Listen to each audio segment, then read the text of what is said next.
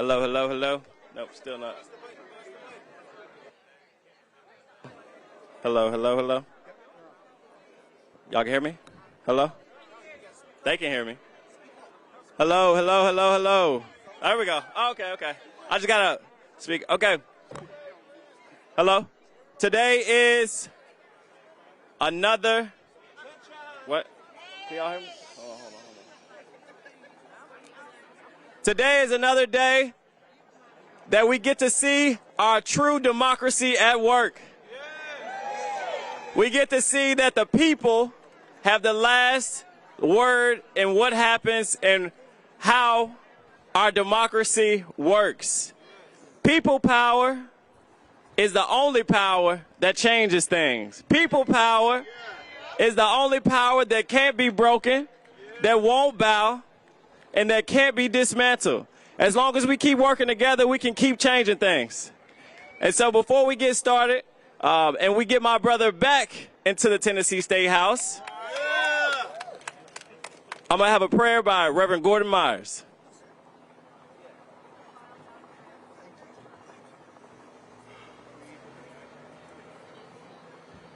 Let us pray. Good and gracious Creator God, we give you thanks for all the gifts you shower on us, your children, for life, for health, for useful occupation, for the chance to be and live in community. And this morning as we gather, we give you special thanks for the gift of justice, justice that is already and the justice that is not yet. Inspire us and motivate us and fill us with such a sense of your creative love and power that we keep seeking that justice that is not yet. We ask that your Holy Spirit rest and abide upon Justin J. Pearson, that he may fulfill the task that has been set before him and bring honor to you, to his community, and to the kingdom of God. And let the people of God say, Amen.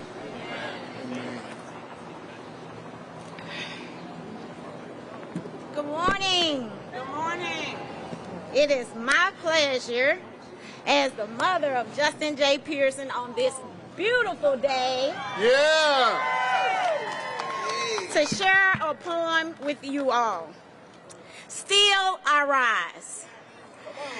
You may write me down in history with your bitter, twisted lies. You may trod me in the very dirt, but still like dust I'll rise. Does my sassiness upset you? Why are you beset with gloom? 'Cause I walk like I've got oil wells pumping in my living room, just like moons and like suns, with a certainty of tides, just like hopes springing high. Still I rise. Did you want to see me broken? Bowed head and lowered eyes, shoulders falling down like teardrops, weakened by my soulful cries. Does my heartiness offend you? Don't you take it awful hard, 'cause I laugh like I've got gold mines digging in my own backyard. You may shoot me with your words. You may cut me with your eyes. You may kill me with your hatefulness, but still, like air, I rise. Does my sexiness upset you? Does it come as a surprise that I dance like I've got diamonds at the meeting of my thighs? Out of the huts of history's shame, I rise. Up from a past that's rooted in pain, I rise. I'm a black ocean, leaping and wide, welling and swelling, I bear in the tide, leaving behind nights of terror and fear. I rise into a daybreak that's wondrously clear. I rise, bringing the gifts that my ancestors gave. I am the dream and the hope of the slave. I rise, I rise, I rise. Justin J. Pearson rises. Yes. Yes, Lord.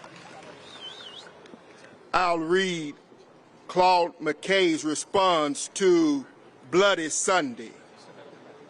My name is Jason C. Pearson. I am Justin's father. If we must die, let it not be like hogs, hunted and pinned in an inglorious spot, while round us bark the mad and hungry dogs, making their mark at our cursed lot.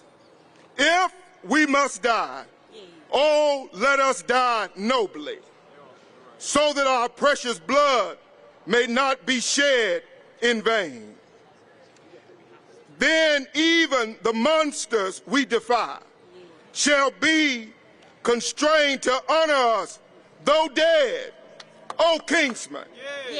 We must meet the common foe, though far outnumbered. Let us show us brave, and for every 1,000 blows dealt, one death blow. What though before us lies the open grave?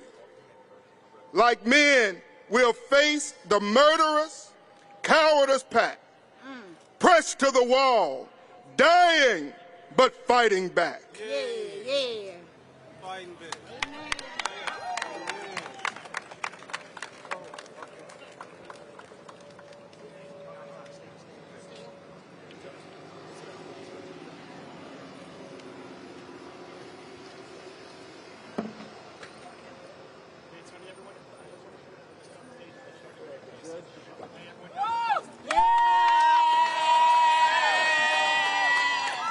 Thank you. Thank you. Where are my folks from Memphis at? Yeah! Tyranny, Allison, Josh, come up here.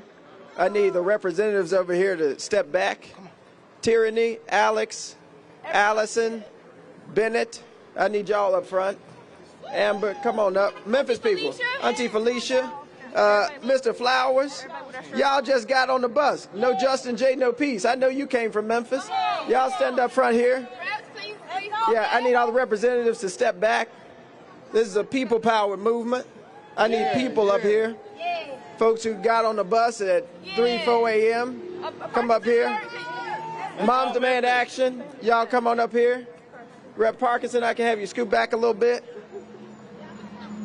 The Flowers, come up here. Come on. Come on. My young folk. Come on. Young people? Come on, young people, marching for our lives. I need you to come up here. I don't even know who this is with the pink on, but give me a couple y'all. Y'all come up here. These beautiful black women. Y'all come on up here. Yeah, he can be in the front. Auntie with the No More Silence in Gun Violence sign. You come on up here. You come on up here. Hey, Auntie.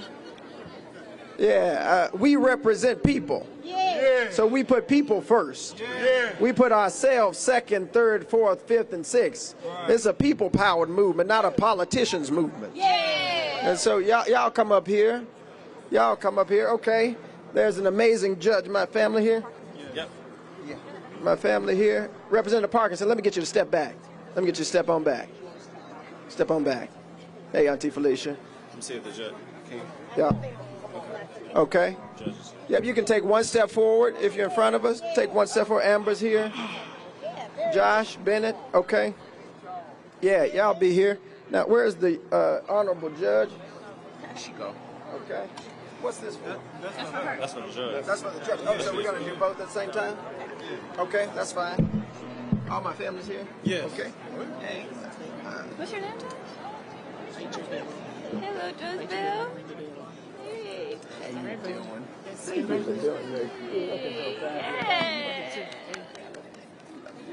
Okay. All right, put your left hand on the Bible. Okay. Oh, you want to record? Okay. What you got? You want to record? Okay. You want to do it? I love you more. That's my brother. He gonna turn the TV on. You sure you don't want? Where's Justin Jones? Justin Jones?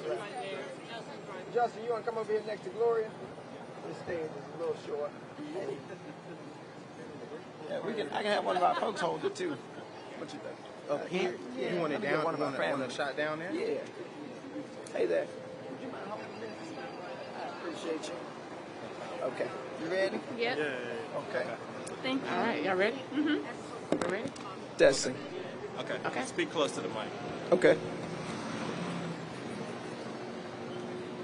I, state your name, Justin J. Pearson, do solemnly swear, do solemnly swear, as a member of this, as a member of this, the 113th the 113th General Assembly General Assembly of the State of Tennessee, of the State of Tennessee, I will faithfully support the Constitution of this state and of the United States. the United States. And I do solemnly affirm that as a member of this General Assembly, I will in all appointments vote without favor, affection, partiality, or prejudice, and that I will not propose or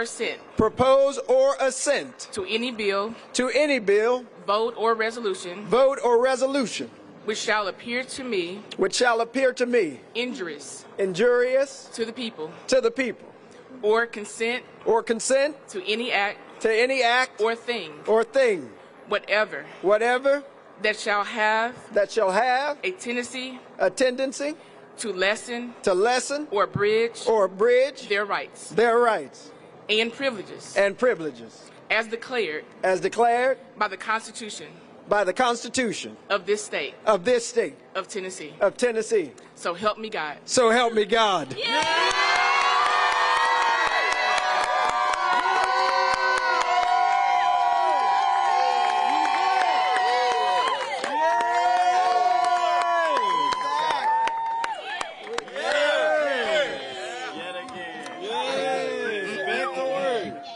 Thank you so much. Appreciate you. Thank you. Keep up the good work. Okay. Love you, brother. Get it back to work. Hey, time to go clock in. Thank you. Congratulations, brother. Thank you so much.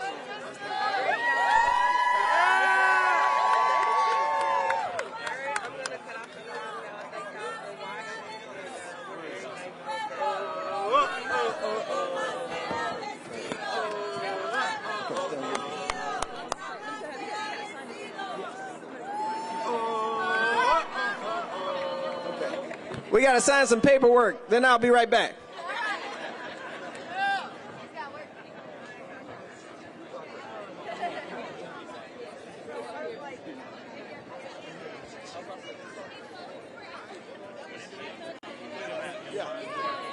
Hey.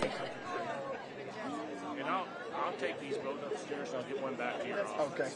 Sounds good. So you both have to. May need to be this hard Paper, yeah. because that. We set it up. Yeah, that's tough. There we go. Might want to, Mr Pearson, you might want to not sign on top of one. Okay. They might bleed through. Okay. Thank you. Glory to God.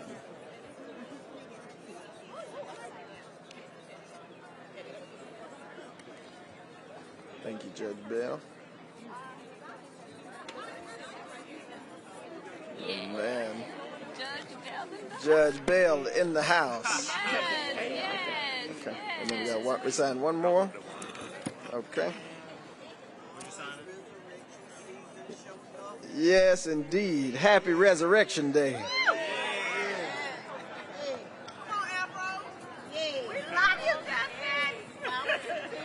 Power to the people. Power to the people. Power to the people. Power to the people. Power to the people. Yes. Thank you. Thank you. Thank you. Thank you, Your Honor. Power to the people. I had the opportunity to study in South Africa, and during the era of apartheid, there was this chant. The leader says, Aman La, and the people respond, Uwe Tu. Power. Power to the people. Everybody's here. Evelyn Deekhouse, William Kinney, Haley Scruggs, Mike Hill, Cynthia Peak, and Catherine Kuntz. Their lives were tragically cut short because of gun violence at the Covenant School in Nashville only a few weeks ago. Now we reel from another mass shooting in Louisville, where even a police officer younger than me is fighting for their life. Gun violence is impacting and hurting every part of our community and all people within our communities, and the solutions that we have offered are not good enough. They are not the ones that can keep us safe and protect us. Unfortunately, the solution offered by the Republican Party in the state of Tennessee was to try and expel us, try and expel our voices, and silence our fight for an end to gun violence. They worked to expel our constituents' representation by subverting our democracy for their mobocracy, where their dollars and their egos rule. But our democracy is powered by people, and people power always wins. They tried to expel this movement for justice, but it cannot be stopped, because I see folks at ages 9 and 12 and 22 and even 92, people who are refusing to be bowed down, bent, or broken, standing up for what is right, getting proximate to those who are suffering, because it is there with those folks who are suffering that the wells of democracy run deepest. As my mother says, what the devil meant for bad, God meant for good. God meant for good. God needed to reignite this movement to end gun violence. God needed to catalyze the conversation about anti-democratic behavior of the Republican Party in the state of Tennessee. God needed to wake us up to the reality of this moment, that we've got a new generation and new ideas and new beliefs in order to guide us into the future. And so what Cameron Sexton meant for bad, God has turned into good. We realize that there are already more mass shootings than days in this country. We realize that the challenges of gun violence and its pervasiveness we see every day. In communities like ours in Memphis and Shelby County, we see this too often, because there's a proliferation of bad and poor policies coming out of this state legislature. They don't realize that these bullets are doing more than hurting just people. They're shattering communities. At the grocery store, on your walks, at the bank. It is the proliferation of guns, the legislation that removed the need to have permits, that have been a disaster for our communities. Our law enforcement, which many people praise, are being forced to go to war when they just are going to work. Kids are told to go to fortresses instead of to go to school and places of learning. We're told to go to church carrying the status quo's thoughts and prayers, while we must be in fear that somebody will walk in with an assault weapon. Because they're in the hands of ordinary citizens, we've got better solutions to these very challenging and troubling problems. And it's about time that we implement those solutions in the state of Tennessee. And we right now are showing Tennessee and the country that there's only one way forward. That the principalities and the wickedness in high places is not the way. That there will be a new building of this building, with a foundation built on love, with pillars of justice rising up, with rafters of courage covering us, with doors that are open to everybody in the state of Tennessee, not just rich somebodies, but everybody, not just straight somebodies, but everybody's, not just Republican somebodies, but everybody. We are showing this state and the country the only way forward. And I got to tell you that good news, we're going to win.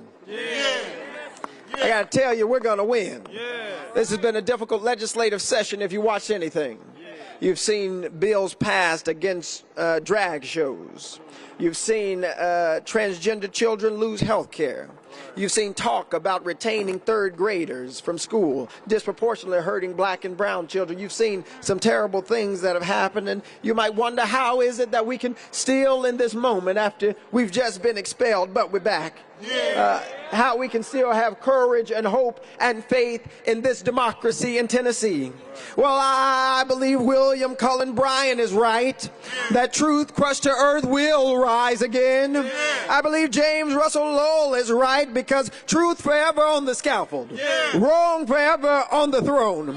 Yet that scaffold sways the future, and behind the dim unknown standeth God within the shadow, keeping watch above his own. Yes, our democracy is not their mobocracy. Mob rule will never defeat people rule.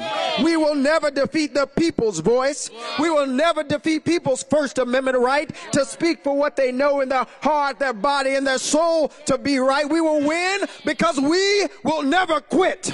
And if we never quit, even in a place like Tennessee, we'll see days of justice spring forth. If we never quit, we'll see the governor signing executive orders to expand universal background checks. If we never quit, we'll see a governor named Pilot demanding just legislation for red flag laws. If we never quit, I assure you we will win, because we'll always center the voices of the marginalized. We'll always center the voices of the poor.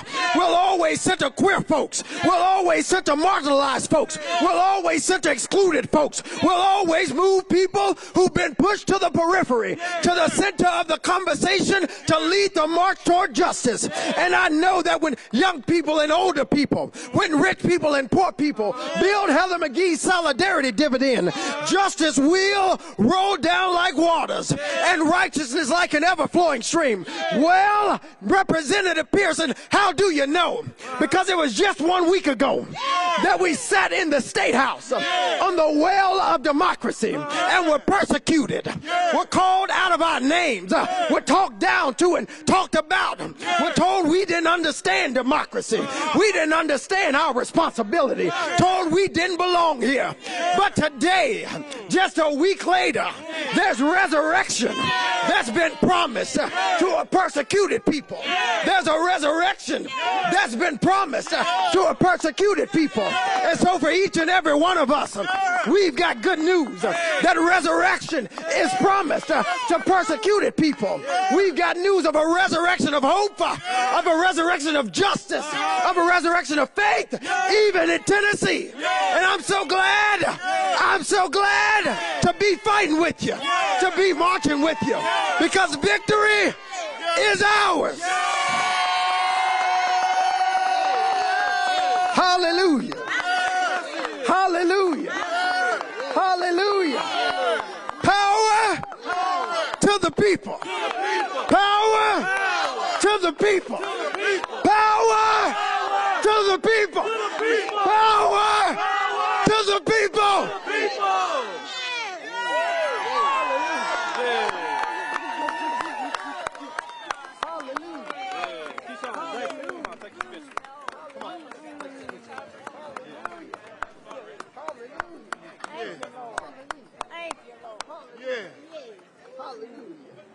Hallelujah. Keep on fighting. Hallelujah. Hallelujah. Yeah. Yeah. Hallelujah. Hallelujah.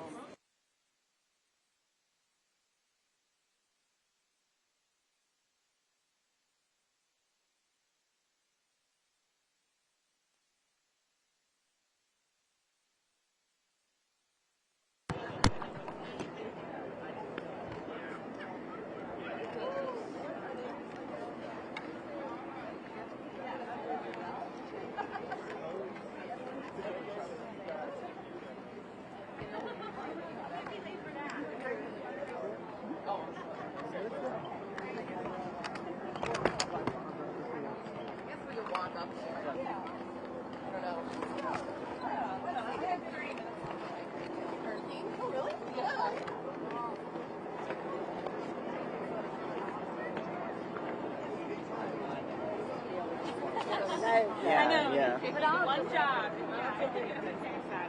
Yes.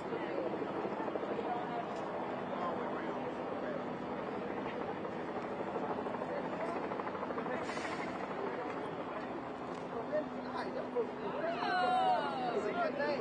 It's a good name on a picture. Okay, it's like a trap.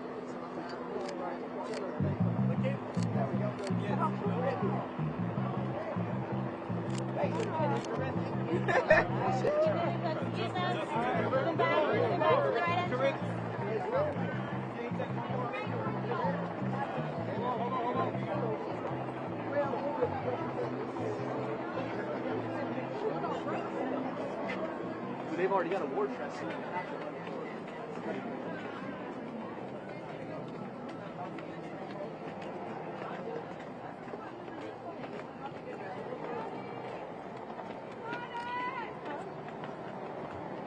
Oh, my t-shirt says, make America the White House.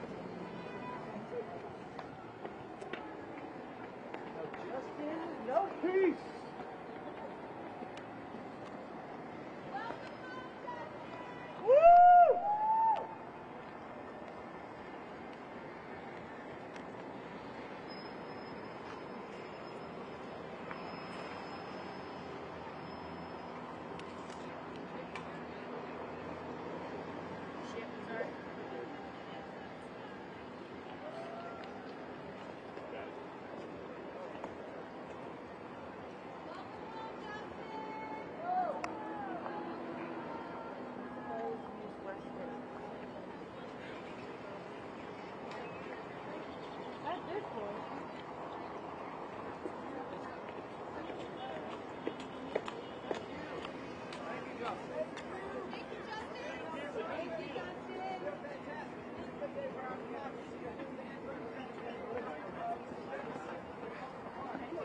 Oh, you good?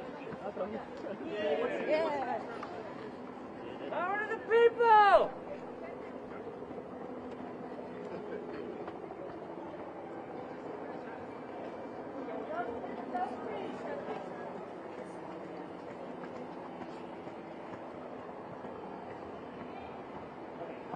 I got the gun first.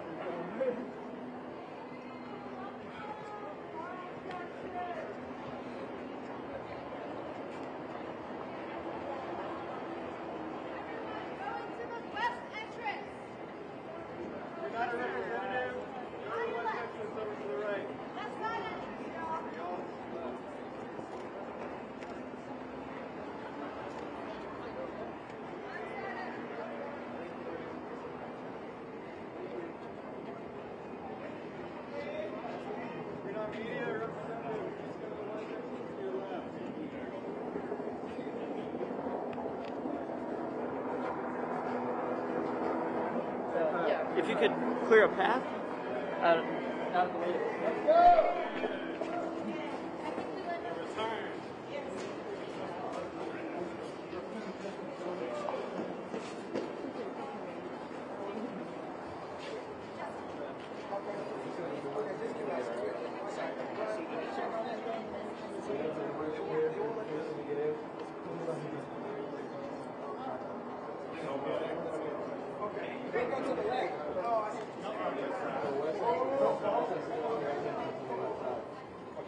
Representative Pearson, can I enter through the doors? All go together? Okay.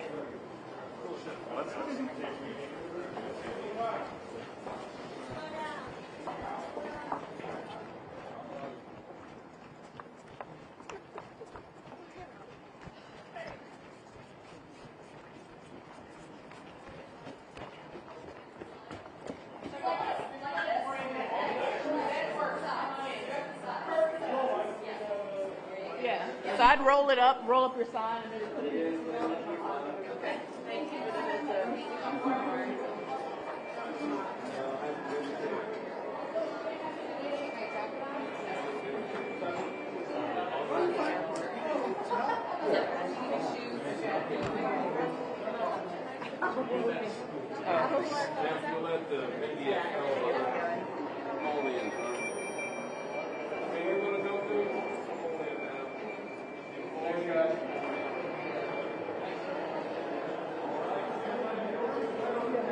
come in here.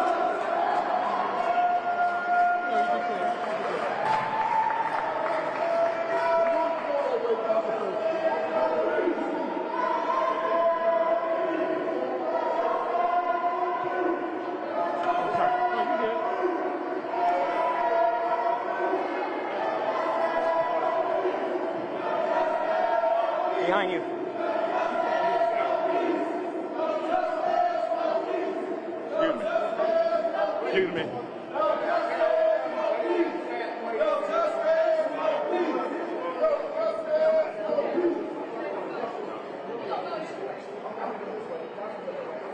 gonna be like.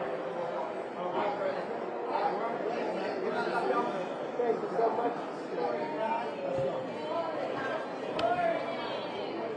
Sorry.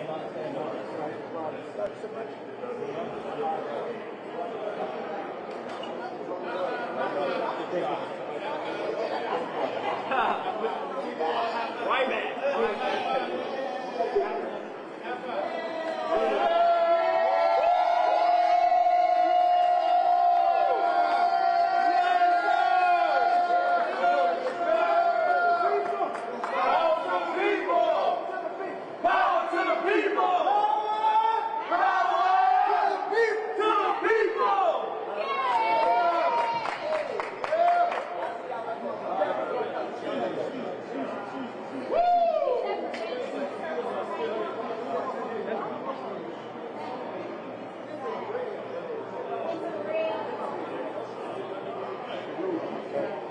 He's going out. Yeah, yeah.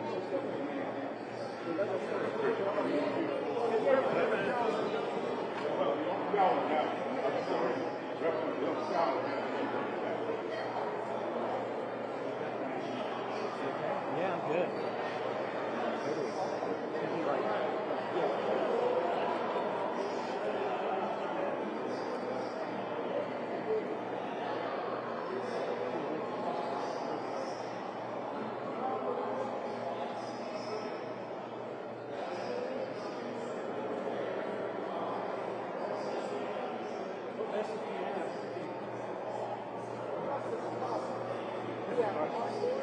We have to fight for it. We have to protect it. Justice is possible. And anti-democratic behavior that silences those who want to see the number. Children of insurrection. That will not stand. That the state of Tennessee have an opportunity, obligation, and a responsibility to continue to move this movement forward. And I don't speak to listen to the voices of the children, but to listen to the millions of voices we've heard over these past years. Tennessee can become the place that we all know that it can be. But we cannot have folks supporting autocratic behavior in democracy, supporting mob rule in democracy. We have to have the voices of all people represented, because representation matters. We have just representation, we get just results. Thank you.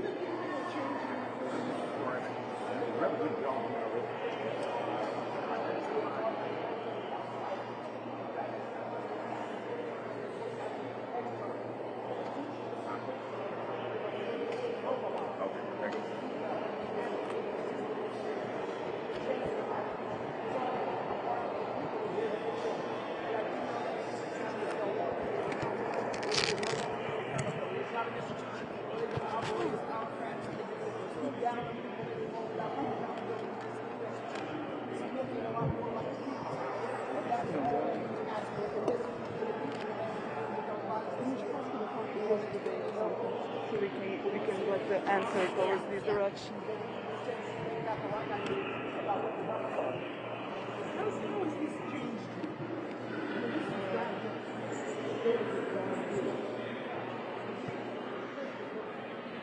Let me switch with you. Sorry. Be a Christian person, you know what it means for the government to attack you. You know what it means to have innocent people who get criminalized because of doing what they know to be right.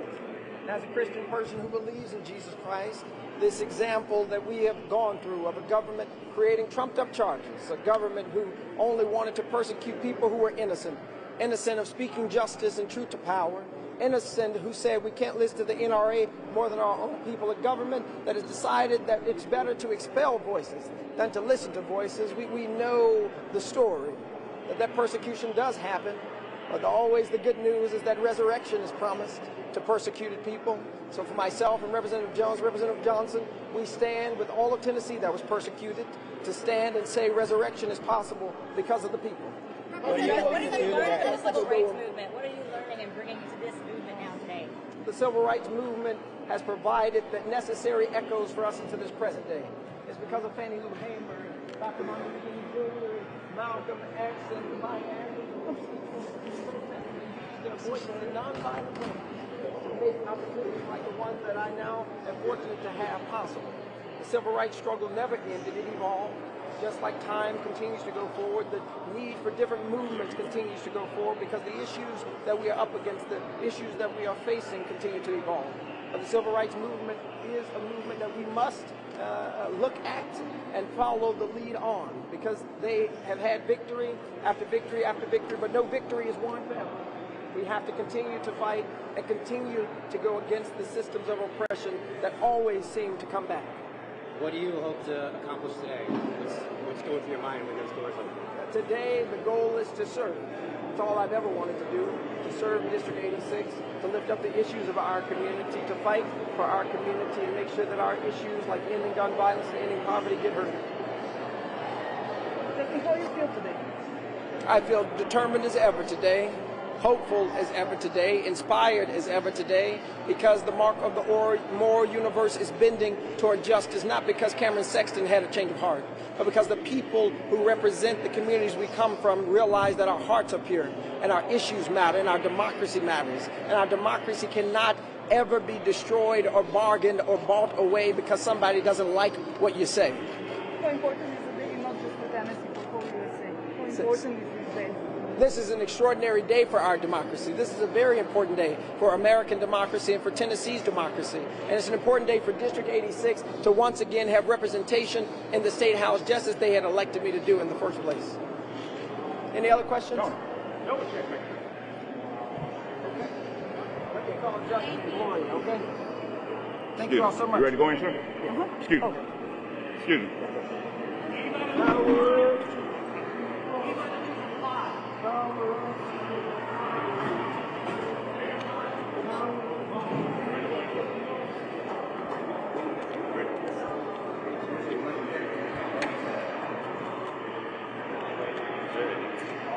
Is Ken right inside the door right here? Let me you guys up there.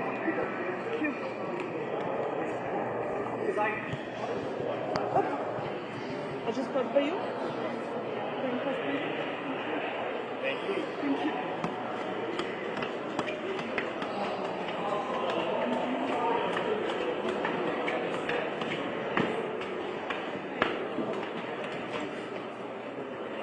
Thank you.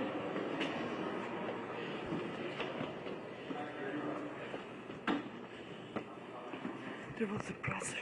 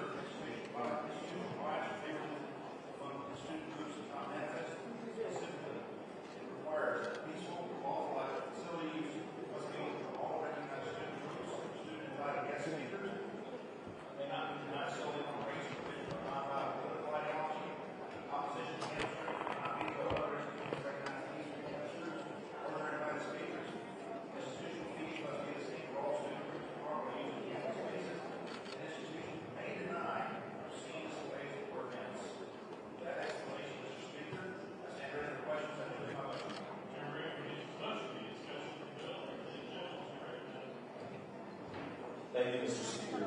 Will small chambers answer questions? The concepts you want to ban and have tried to prohibit being discussed at the college level? Chairman Reagan. Thank you, Mr. Speaker. To the representative, I believe in God. All else is settled by facts and data. Representative Jones. Mr. Speaker, he didn't. That's not an answer. Let's try again. Do you believe that college students are mature enough to handle conversations about systemic racism and the history of oppression in America that you're trying to prohibit under this bill? Chairman Reagan. Thank you, Mr. Speaker. I have addressed your question already, sir. Representative Jones. So we're playing not answer. Okay. Representative Reagan, what type, you call this the freedom of expression bill, but it's prohibiting concepts from being discussed freely on college campuses, and it's instituting a rogue reporting process where students can report professors for teaching this list of 16, 17 issues. Can you explain the impetus for this bill? What is the origin? What motivated you to write this bill? It seems like it's based off of white fragility, fears of teaching the truth of history. What was your reason for writing this bill? Chairman Reagan. Thank you, Mr. Speaker. This bill was brought to me by a dean of college education who I worked with in addition to another university also contributed to this bill. That was my motivation, sir. Representative Jones. Can you name that person? Who asked you to bring this legislation? Chairman Reagan. I would prefer not to, sir. That's between me and the person who brought it to me. If you wish to discuss that in private, I'd be glad to do it. Representative Jones. Thank you. Representative Reagan, you grew up at a time where America was segregated. Under this bill, we can't teach that history. So I'm just trying to figure out how will we be honest about our history if you're prohibiting any concepts about America's racist history. It says here we can't talk about any type of unequal system that ascribe character traits, values, moral, ethical codes, privileges onto a certain race. You say that we can't talk about the history of struggle in America. Can you explain how we would talk about these issues and why you're so fearful about even college students discussing them? Chairman Reagan. Thank you, Mr. Speaker. Your assertion is incorrect, sir. It does not prohibit discussing these. Representative Jones. Representative Reagan, this is under prohibited concepts. These are things that, according to this bill, under present law, the following concepts are defined as divisive concepts. And under this law, there's a reporting process where students can report professors for teaching these concepts. This sounds like fascism. This sounds like authoritarianism. This does not sound like democracy or freedom. And so again, this bill is very troubling to anybody who believes in constitutional rights and who believes in America's promise of freedom of expression. You are targeting professors and college students from talking about race and from talking about the history of America. I think it is shameful what you're trying to do. And I'm trying to get an answer as to see what is the origin of this bill, but you're being evasive because I think that you don't even know what the purpose of this bill is, besides to feed into this racist narrative that you've been promoting all session.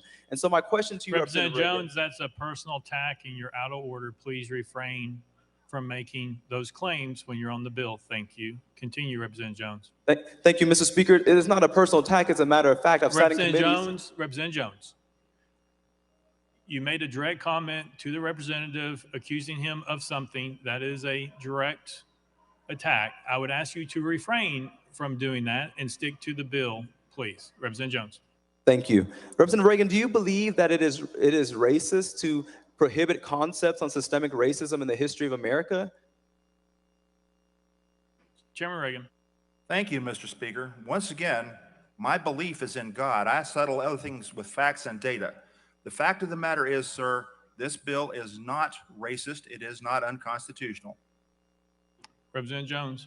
We keep bringing up God, but God says in Isaiah 10, woe to those who pass unjust laws that hurt the poor and rob them of their rights. And so stop using God to justify your bigotry. Stop using God to justify hatred and racism. Stop using God to put Jones, you are out of order. You're out of order. That's the third time you have accused a member of doing something or being something on the House floor. That's the third. Chairman Reagan, would you like to respond? No, thank you, Mr. Speaker. Representative Jones, last chance. Mr. Speaker, this member has consistently invoked God to justify this unjust, immoral, extreme racist law. I was merely trying to respond because Thank you, Representative Jones. Representative Pearson. Thank you, Speaker. This is a deeply concerning bill because it is continuing a pattern of practice that is harmful to all people when you begin to attack education and educational institutions that seek to tell the truth about racism, sexism, these other quote-unquote divisive concepts. When you try to control what a person thinks, then you are assuming the role of God rather than allowing the freedom of thought that built American educational institutions. I'll read some of this bill because I've got some folks here from Memphis and folks who are watching who need to see what the Tennessee General Assembly is calling divisive in our time. 1, race or sex is inherently superior or inferior to another race or sex. An individual, by virtue of an individual's race or sex, is inherently privileged, so we can't talk about white privilege. Racist, sexist, or oppressive, whether consciously or subconsciously. Subconsciously, I'm assuming sponsor means we can't talk about biases, which we all have. An individual should be discriminated against or receive adverse treatment because of the individual's race or sex. An individual's moral character is determined by the individual's race or sex. An individual, by virtue of the individual's race or sex, bears responsibility for actions committed in the past by other members of the same race or sex. This is to prevent white folks in particular for being told they had anything to do with enslavement. This is an individual should feel discomfort, guilt, anguish, or another form of psychological distress solely because of the individual's race or sex. A meritocracy which does not exist because a society that committed genocide against Native Americans, enslaved Black African American people for over 250 years cannot be a meritocracy because we didn't all start at the same place. But you will not be able to say a meritocracy is inherently racist or sexist or designed by a particular race or sex to oppress another sex, despite the fact that in the United States of America's Constitution that we all swear an oath on, Black people were considered 3/5 of a person. Only rich white men could vote, not women. But you tell us that those things we wouldn't be able to talk about. The state of the United States is fundamentally or irredeemably racist or sexist, and that's the part I would like to talk about, if you don't mind. And the reason I'll vote against this legislation is actually because I do believe this state, this country is redeemable, but it is not going to be redeemed or resurrected if we allow the status quo to persist that silences different ideas.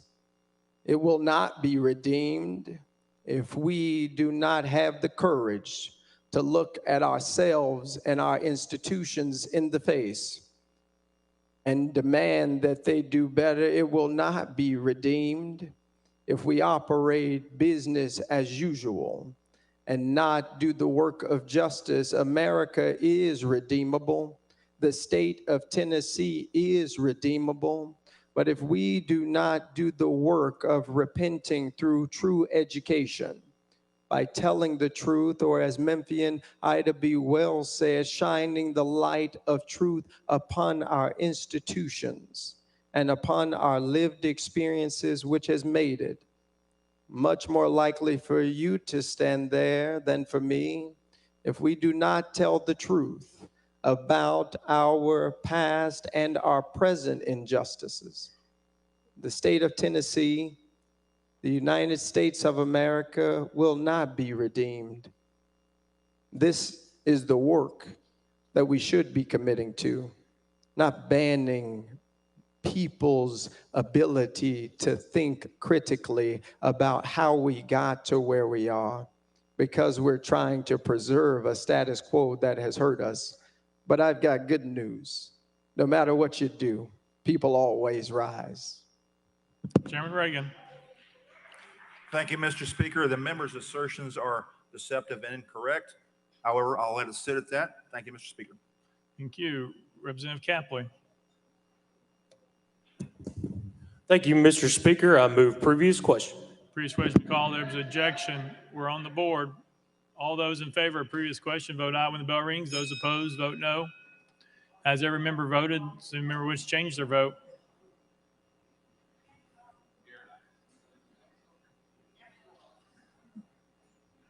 Mr. Clerk, take the vote. Aye 68, 26 nays. Previous question prevails. Let the journal reflect Representative Whitson is excused.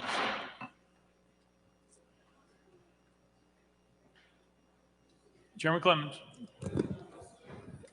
Thank you, Mr. Speaker. I just want to point out the contradiction, Mr. Chairman, that we're having a vote on a bill to limit speech, and Chairman we move Clemens, to. We're under point of order if you have a point of order question, but you can't make a statement. We're on the voting. Do you have a point of order question? Yes, Chairman Clemens. My point of order question, Mr. Speaker, is if we're going to vote on a bill that limits speech and ideas and the teaching of those ideas, why are we cutting off debate on that very bill? Mr. Clerk, can you read the House rules on previous question, please?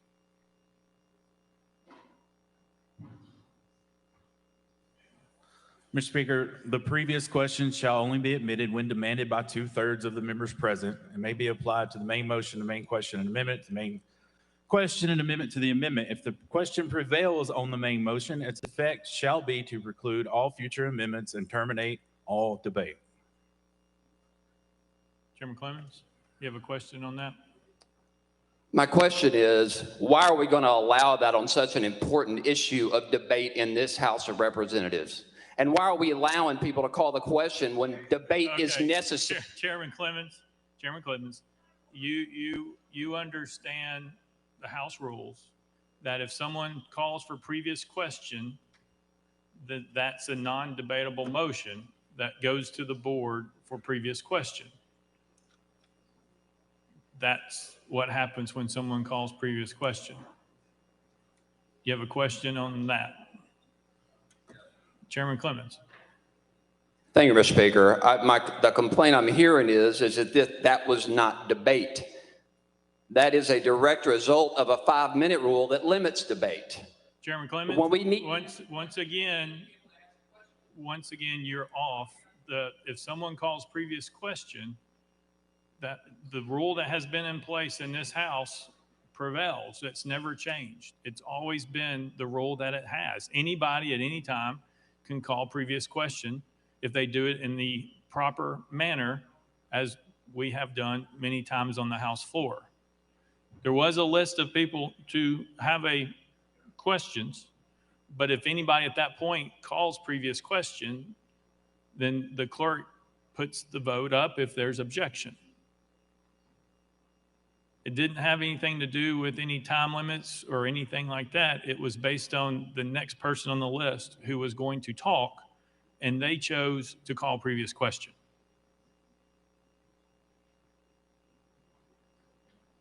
Chairman Clemens.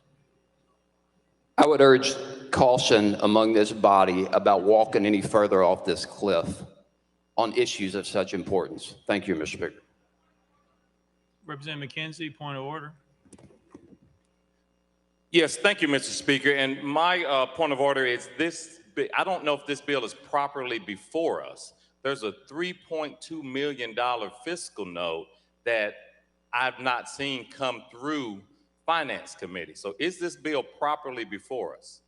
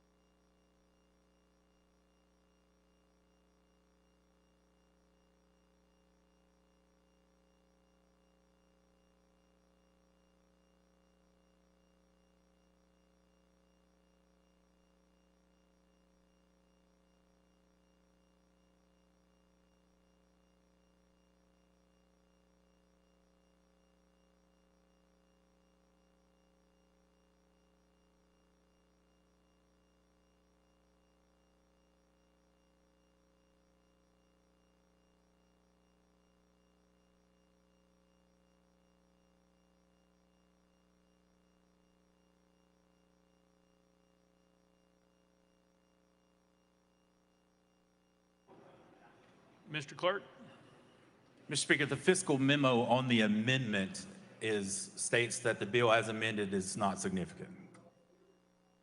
Representative McKenzie? I'm sorry, I didn't hear the tail end. I apologize. Mr. Clerk? Mr. Speaker, the fiscal memo that was issued on the amendment is not significant. Representative McKenzie? Representative McKenzie? Representative McKenzie? Thank you, Mr. Speaker. I would like to understand how any bill where the contents of the bill did not change. There's everything in the bill was in the bill before with a $3.2 million fiscal note, and how a simple amendment takes that fiscal note to zero. I'm trying to understand how that bill can be properly before us. It's properly before us because the Senate amendment says it's not significant. And that's a job of fiscal review, which we all know makes determinations on all pieces of legislation, on all amendments that are filed that do put fiscal notes on it, positive or negative. Sometimes it puts not significant, sometimes it says other impacts. But in this case, this amendment from fiscal review says not significant. Representative McKenzie. Thank you, Mr. Speaker. Just so a point of clarification on that, to be clear, is there any verbiage change from the Senate's version of the bill to the House bill? Representative McKenzie, we are under point of order. We are about ready to vote on the bill, so that unfortunately can't be addressed. If you have a point of order, Representative Parkinson. Thank you, Mr. Speaker. Mr. Speaker, my point of order is, would it be out of order to make a motion that we suspend the rules, that rule regarding the calling of the question? No, I'm asking about a rule, sir. Mr. Clerk. Mr. Speaker, since previous question has prevailed on this particular bill, you cannot make a motion to suspend the rules at this time. Representative Parkinson. Thank you, Mr. Speaker. And Mr. Speaker, when would be the proper time to make the motion to suspend the rules in regards to calling point of order? I mean, regards to calling previous question. Previous question. Mr. Clerk. Mr. Speaker, it would depend on how the proper time would be before previous questions called if you wanted to try to suspend the rules for the previous question rule on a particular bill. Representative Parkinson. Thank you, Mr. Speaker, and thank you to our clerk. But I'm looking at suspending the rules for the duration of the session on calling previous questions. When is the proper time to do that, so that we're not in this same space over and over again? Mr. Clerk. Mr. Speaker, something that would apply to the rest of session, similar to what's traditionally known as the flow motion, is usually taken up under unfinished business. Representative Parkinson. Thank you, sir. Thank you. Representative Hardaway. Thank you, Mr. Speaker. I've got a parliamentary inquiry. Yes, sir. Very simple. Isn't this how we got here in the first place? That's a statement. You have a question for the Mr. Clerk? Representative Hardaway. It's a question, sir. It's to you. We're under point of order. You said you had a parliamentary question or procedure. That is not under that. Representative Hardaway. Thank you, Speaker. I thought that we had some discussions about how debates would proceed and we would be a deliberative body. I thought that that's something that in fact, I thought I heard you say, and I'm trying to see if this is a violation of that. That's my inquiry. Mr. Clerk, so, can you read the previous question rule again for Representative Hardaway, please?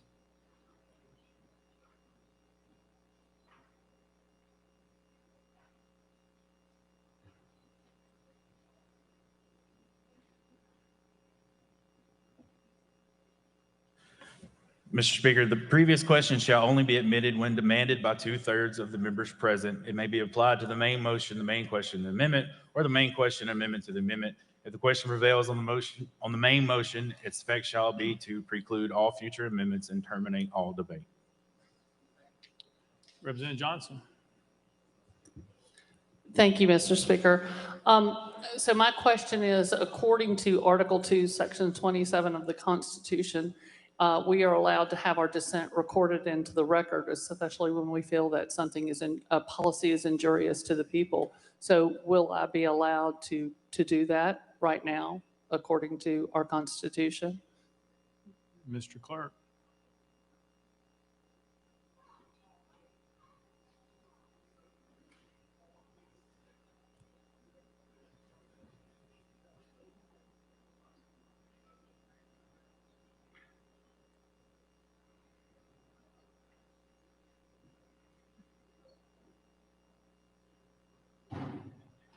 Mr. Clerk. Mr. Speaker, I'll read that section of the Constitution.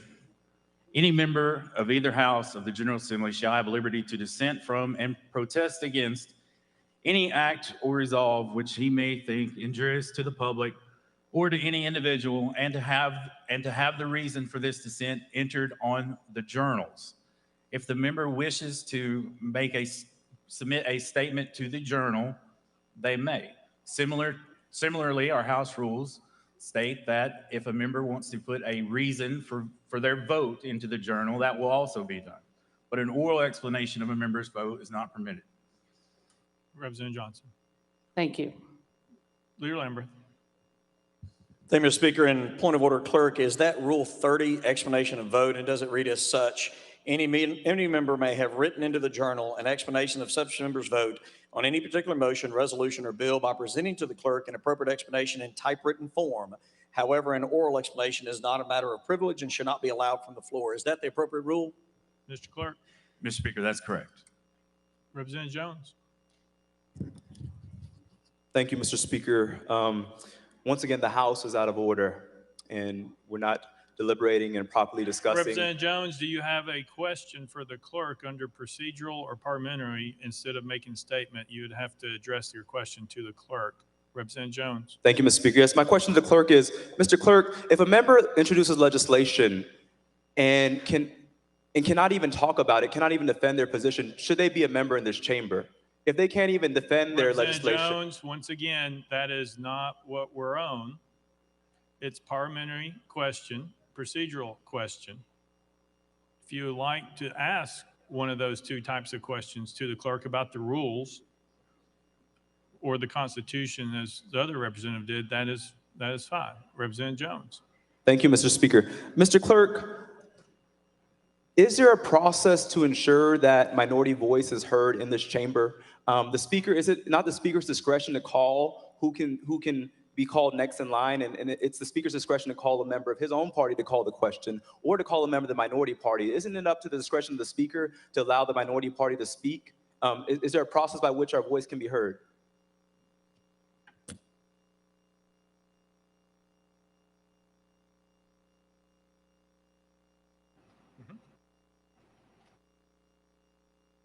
Mr. Clerk. Mr. Speaker, the Speaker keeps a list of members as they request to speak.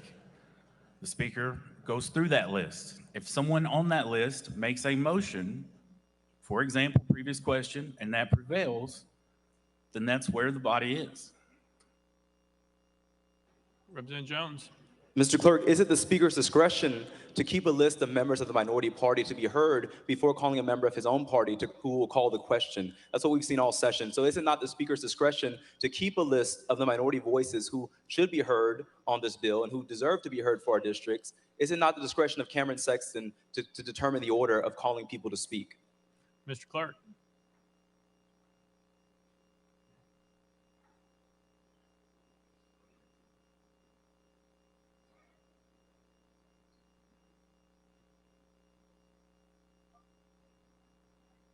Mr. Speaker, duties of members towards the Speaker. No member shall be recognized by the Speaker unless the member addresses the chair from such member's desk. In all cases, the member who shall rise first shall be entitled to speak first, But when two or more members shall rise at the same time, the speaker shall name the member who shall speak first. That is what our rules say. Representative Jones. Mr. Speaker, I implore you to bring order back to this House. If we can present a list of names of people who want to speak on a bill that is this substantial, banning racism in schools, teaching about racism in schools, can we have a process with you, Mr. Speaker? Representative Jones, no one submitted a list of any names of anybody, first of all.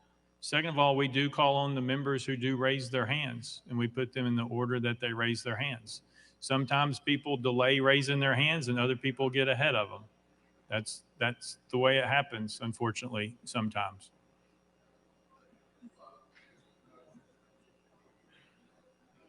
Representative Leatherwood was wanting to be recognized. Yes, sir, Mr. Speaker and Mr. Clerk. Going back to a previous question to the clerk, I was wondering, would the amendment from the Senate that rewrites this whole bill and it removes the requirement for certain reporting and it removes the requirement that certain mentoring takes place, couldn't this logically reduce the fiscal note to being not significant? I got you. I got y'all. I got you. Representative Leatherwood, that's not a question that can be asked, but I think you take that under advisement with the finance chair if you'd like to have that question with her. All right. Looks like that's it. We're all voting. All those in favor of Senate Bill 817, vote aye when the bell rings. Those opposed, vote no. Has every member voted? Does any member wish to change their vote? Barrett, aye.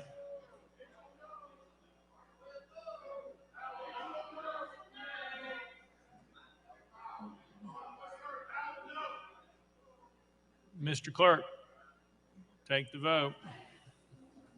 73, 25 nays. Senate Bill 817, having received a constitutional majority, I hereby declare pass without objection. The most read series table. Call up next bill, Mr. Clerk. House Bill 514 by Chairman Terry, relative to medical cannabis. Mr. Speaker, the Senate bill is on the desk.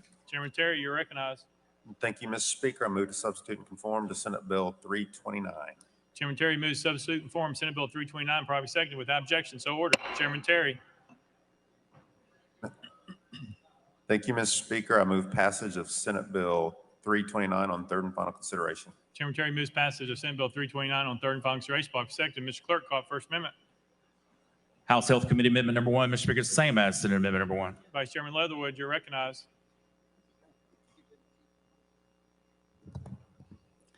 Thank you, Mr. Speaker. This amendment is the same as the Senate amendment and move to withdraw.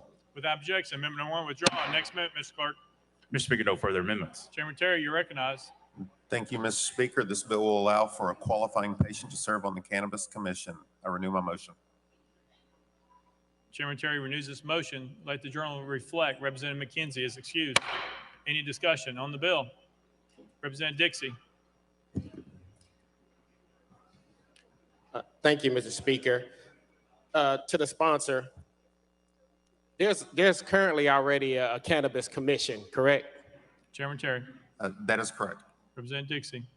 Has there been any actionable items that has come from this commission since it's been established that we've taken on any kind of legislation here in the House? Chairman Terry. Thank you for the question. They have put forth some recommendations, and we've reviewed those and some bills that have come through based off some of those recommendations. I don't remember which bills that we've debated, but they have put forth some recommendations. Representative Dixie. All right. Other thing is, how can we know when they meet? Where is it posted, or how can we find out when the commission meets? Chairman Terry. Thank you. I can get that to you from my office. Representative Dixie. Thank you, Mr. Speaker. Thank you. Any further discussion? Seeing none, any objection to the question? Seeing none. All those in favor of Senate Bill 329, vote aye when the bell rings. All those opposed, vote no. Has every member voted? Does any member wish to change their vote? Barrett, aye. McCalman, aye. Hazelwood, aye. Rudder, aye. Powell's, aye. Mr. Clerk, take the vote.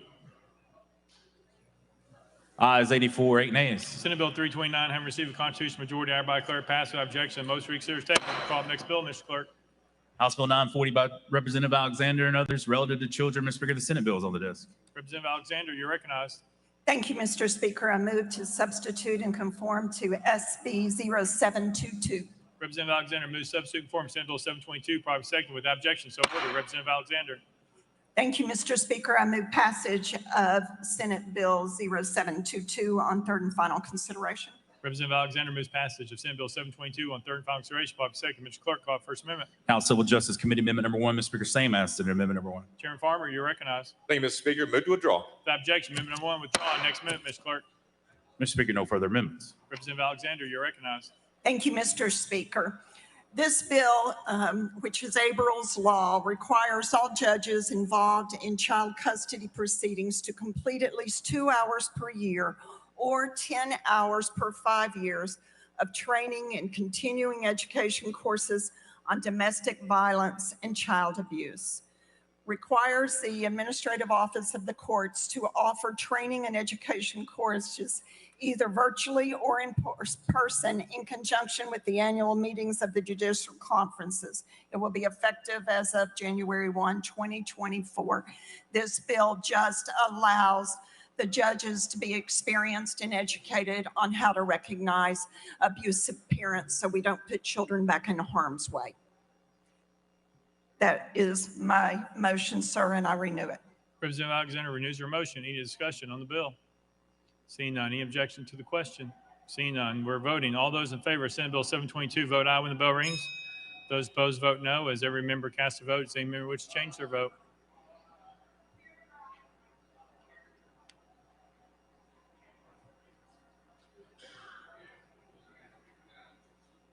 Mr. Clerk, please take the vote. Ayes 96, no nays. Senate Bill 722, having received a constitutional majority, I hereby declare passed without objection. Most reconsidered table. Call the next bill, Mr. Clerk. House Bill 944 by Representative Alexander relative to abuse. Mr. Speaker, the Senate bill is on the desk. Representative Alexander, you are recognized. Thank you, Mr. Speaker. I move to substitute and conform to Senate Bill 979. Representative Alexander moves substitute and conform Senate Bill 979, probably seconded without objection. So ordered. Representative Alexander. Thank you, Mr. Speaker. I move passage of Senate Bill 979 on third and final consideration. Representative Alexander moves passage of Senate Bill 979 on third and final consideration. Probably seconded. Ms. Clerk, call First Amendment. House Civil Justice Committee Amendment number 1. Mr. Speaker, same as to Amendment number 1. Chairman Farmer, you're recognized. Thank you, Mr. Speaker. Move to withdraw. Without objection, amendment number 1 withdrawn. Next amendment, Mr. Clerk. Mr. Speaker, no further amendments. Representative Alexander, you're recognized. Thank you, Mr. Speaker. This bill is a financial abuse bill. It explains the definition of abuse when referencing domestic abuse or the Tennessee Adult Protection Act to include financial abuse as part of it. Clarifies that a person is not considered abused or neglected if they intentionally and willfully consent to engage in a religious method of healing in accordance with a recognized religious belief in lieu of medical treatment. I renew my motion. Representative Alexander renews your motion. Any discussion on the bill? Seeing none. Any objection to the question? Seeing none. All those in favor of Senate Bill 979 vote aye when the bell rings. Those opposed vote no. Has every member cast their vote? Does any member wish to change their vote?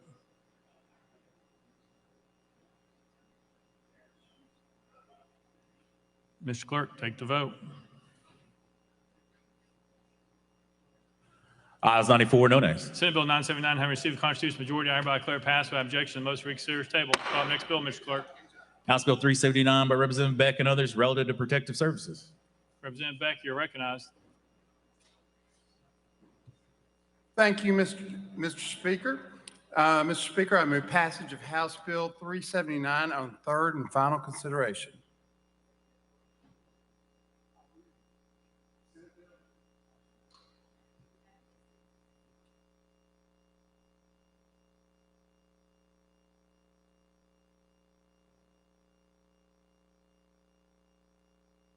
Stand back.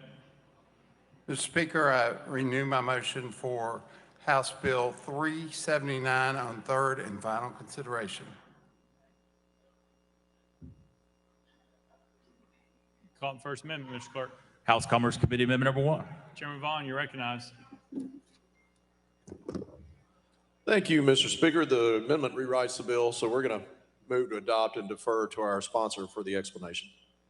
Chairman Vaughn moves adoption of amendment number 1, probably seconded. Any discussion on the amendment? Seeing none. All those in favor of amendment number 1 say aye. Aye. All those opposed say no. The ayes have it. You adopted.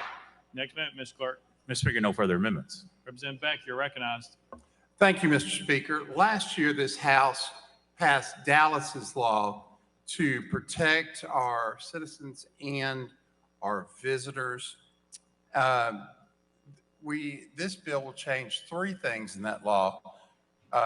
Dollywood and some of the private universities that have ABC license have asked us to make it where their security guards can carry pepper spray.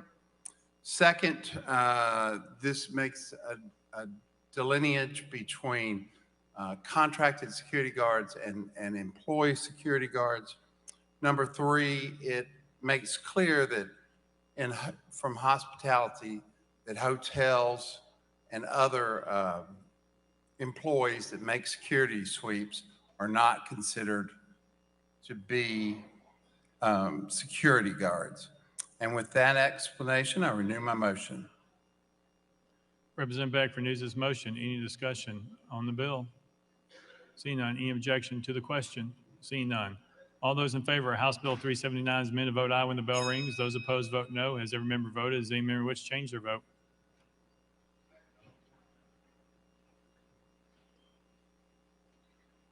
Mr. Clerk, take the vote.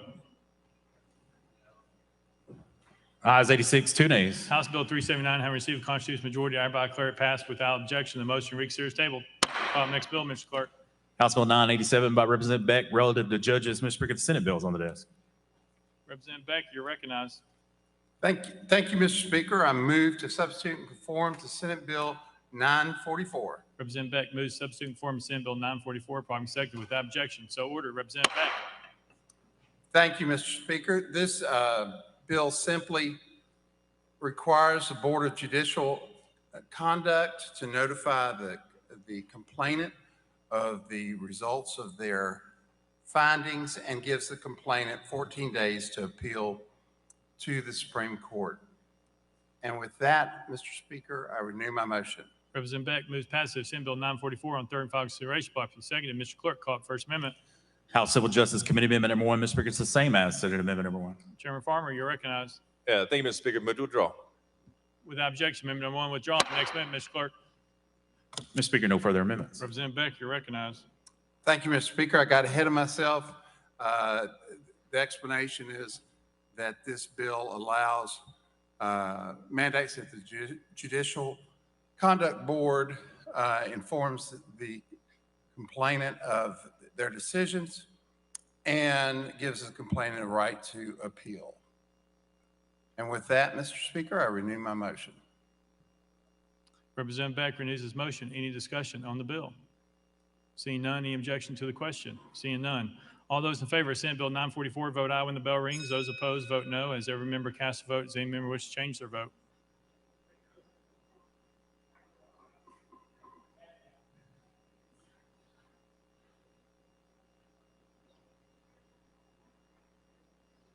Mr. Clerk, take the vote. Ayes 88, 4 nays. Senate Bill 944, having received a constitutional majority, I hereby declare it passed without objection. The most reconsider is tabled. Call up next bill, Mr. Clerk. House Bill 647 by Representative Baum and others relative to medical records. Representative Baum, you're recognized.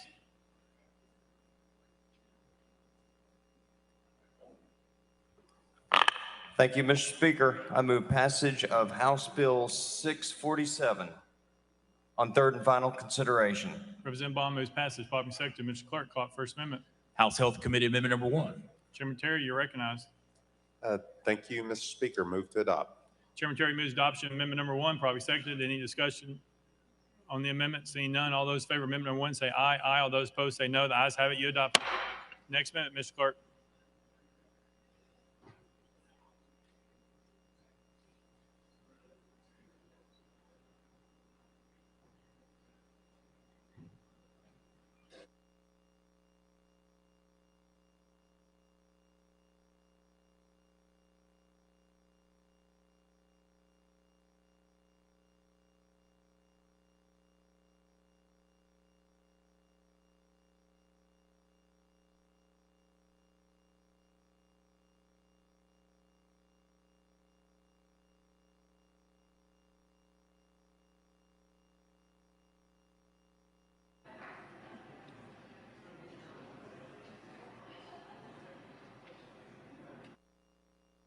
Representative Baum. Mr. Speaker, I would like to have this bill re-referred to the Health Committee. Without objection, re-referred to the Health Committee. Call next bill, Mr. Clerk. House Bill 1088 by Representative Baum, relative to the Tennessee Investment and Student Achievement Act. Representative Baum, you're recognized. Thank you, Mr. Speaker. I move passage of House Bill 1088 on third and final consideration. Representative Baum moves passage, following second. Mr. Clerk, call it First Amendment. House Education Administration Committee Amendment number 1. Chairman White, you're recognized. Thank you, Mr. Speaker. The amendment rewrites the bill, so I move to adopt and defer to the sponsor for explanation. Chairman White moves adoption of amendment number 1, probably seconded. Any discussion on the amendment? Seeing none, all those in favor of amendment number 1 say aye. Aye. All those opposed say no. The ayes have it. You adopted. Next amendment, Mr. Clerk. Mr. Speaker, no further amendments. Representative Baum, you're recognized. Thank you, Mr. Speaker. In our state's TISA funding formula, we offer an infrastructure stipend to LEAs that have grown by at least 2% in each of the past 3 years. The Department of Education and I are concerned that COVID may have affected the growth rate during some of those years, and so this bill provides LEAs a second way to become eligible for these infrastructure stipends. It does this by considering growth in 3 years that were not affected by COVID. It eliminates 2 academic years that we believe were most impacted by COVID. I renew my motion. Representative Baum renews his motion. Any discussion on the bill? Chairman Clemens, you're recognized. First of all, Representative Baum, I just want to say thank you. Second of all, this bill, which I support, I just want to encourage our colleagues to take a look at the real need for infrastructure investment by the state of Tennessee, not only to this degree, but to the others, because what we have seen is a lot of fixed costs associated with the policies pulling money out of our traditional public schools into other private entities. And we need to do a better job as a state of Tennessee investing and covering those costs like we're constitutionally required to do for our traditional public schools in Tennessee. So again, I just want to say publicly, thank you, and thank you for this legislation. Representative Baum, you're recognized. Thank you. Appreciate your comments. Any further discussion? Seeing none, any objection to the question? Seeing none, all those in favor of House Bill 1088 as amended, vote aye when the bell rings. Those opposed, vote no. Has every member voted? Does any member wish to change their vote?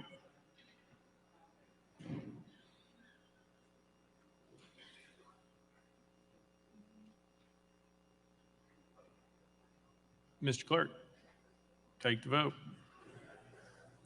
Ayes 95, no nays. House Bill 1088, having received a constitutional majority, I hereby declare passed without objection. The motion reconsidered is tabled. Call up next bill, Mr. Clerk. House Bill 24 by Representative Freeman and others, relative to sexual assault evidence collection kits. Mr. Speaker, the Senate bill is on the desk. Representative Freeman, you're recognized. Thank you, Mr. Speaker. I move to substitute conform to Senate Bill 0014. Representative Freeman moves substitute conform to Senate Bill 14, properly seconded without objection. So ordered. Representative Freeman. Thank you, Mr. Speaker. I move passage of Senate Bill 0014 on third and final consideration. Representative Freeman moves passage of Senate Bill 14 on third and final consideration. Properly seconded. Mr. Clerk, call it First Amendment. House Criminal Justice Committee Amendment number 1. Mr. Speaker, it's the same as Senate Amendment number 1. Chairman Holsey, you're recognized. Thank you, Mr. Speaker. This amendment's in the Senate bill. Therefore, I move to withdraw House Criminal Justice Committee Amendment 1. Without objection, amendment number 1 withdrawn. Next amendment, Mr. Clerk. Mr. Speaker, no further amendments. Representative Freeman, you're recognized. Thank you, Mr. Speaker. This bill requires the TBI to provide quarterly updates on the Bureau's efforts to hire and train employees within the Forensic Services Division. It also encourages them to get us to a time where we can get all these kits tested within 60 days of receipt. And with that, I renew my motion. Representative Freeman renews his motion. Any discussion on the bill? Seeing none. Any objection to the question? Seeing none. All those in favor of Senate Bill 14, vote aye. When the bell rings, those opposed, vote no.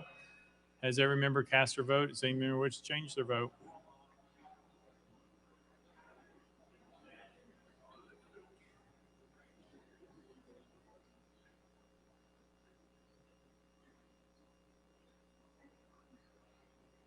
Mr. Clerk, take the vote.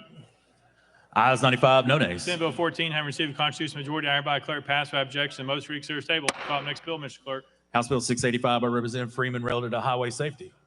Representative Freeman, you're recognized. Thank you, Mr. Speaker. I move passage of House Bill 685 on third and final consideration. Representative Freeman moves passage. Properly seconded. Mr. Clerk, call it First Amendment. House Transportation Committee Amendment number 1. Chairman Howell, you're recognized. Thank you, Mr. Speaker. This amendment rewrites the bill. Move to adopt and to defer to the sponsor to explain. Chairman Howell moves adoption of amendment number 1. Properly seconded. Any discussion on the amendment? Seeing none. All those in favor of amendment number 1 say aye, aye. All those opposed say no. The ayes have it. You adopted. Next amendment, Mr. Clerk. House Transportation Committee Amendment number 2. Chairman Howell, you're recognized. Thank you, Mr. Speaker. Move to adopt. Chairman Howell moves adoption of amendment number 2. Properly seconded. Any discussion on the amendment? Seeing none. All those in favor of amendment number 2 say aye, aye. All those opposed say no. The ayes have it. You adopted. Next amendment, Mr. Clerk. Mr. Speaker, no further amendment. Representative Freeman, you're recognized. Thank you, Mr. Speaker. This bill requires the Tennessee Department of Transportation to identify locations around the state and local government roads where injuries to bicyclists and pedestrians are elevated in comparison to the statewide average. And with that, I renew my motion. Representative Freeman renews his motion. Any discussion on the bill? Seeing none. Any objection to the question? Seeing none. All those in favor of House Bill 685 as amended, vote aye when the bell rings. Those opposed, vote no. Has every member voted? Does any member wish to change their vote?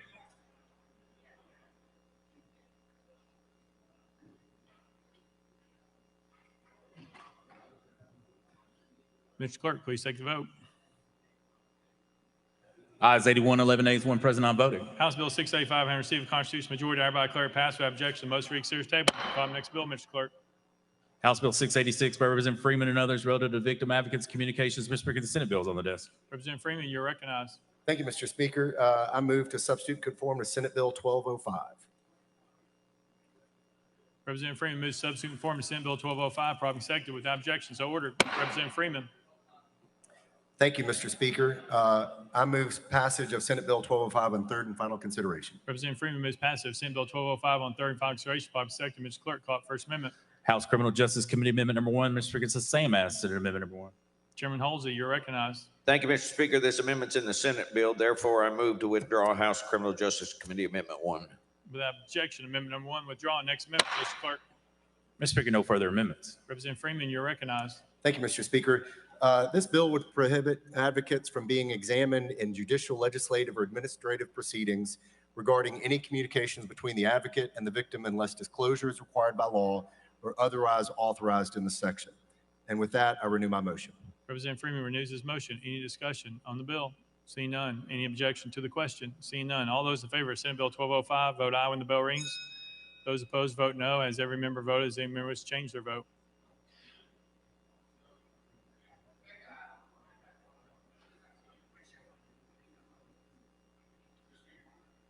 Sapiki, aye.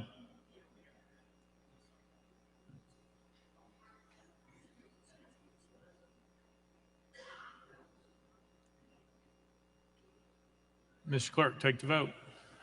Ayes 91, no nays, 1 present, non voting. Senate Bill 1205, having received a constitutional majority, I hereby declare passed without objection. Most read serious table. Call it next bill, Mr. Clerk. House Bill 897 by Chairman Hurt relative to K-12 education. Mr. Speaker, the Senate bill is on the desk. Chairman Hurt, you're recognized. Thank you, Mr. Speaker. I move to substitute and conform to Senate Bill 1070.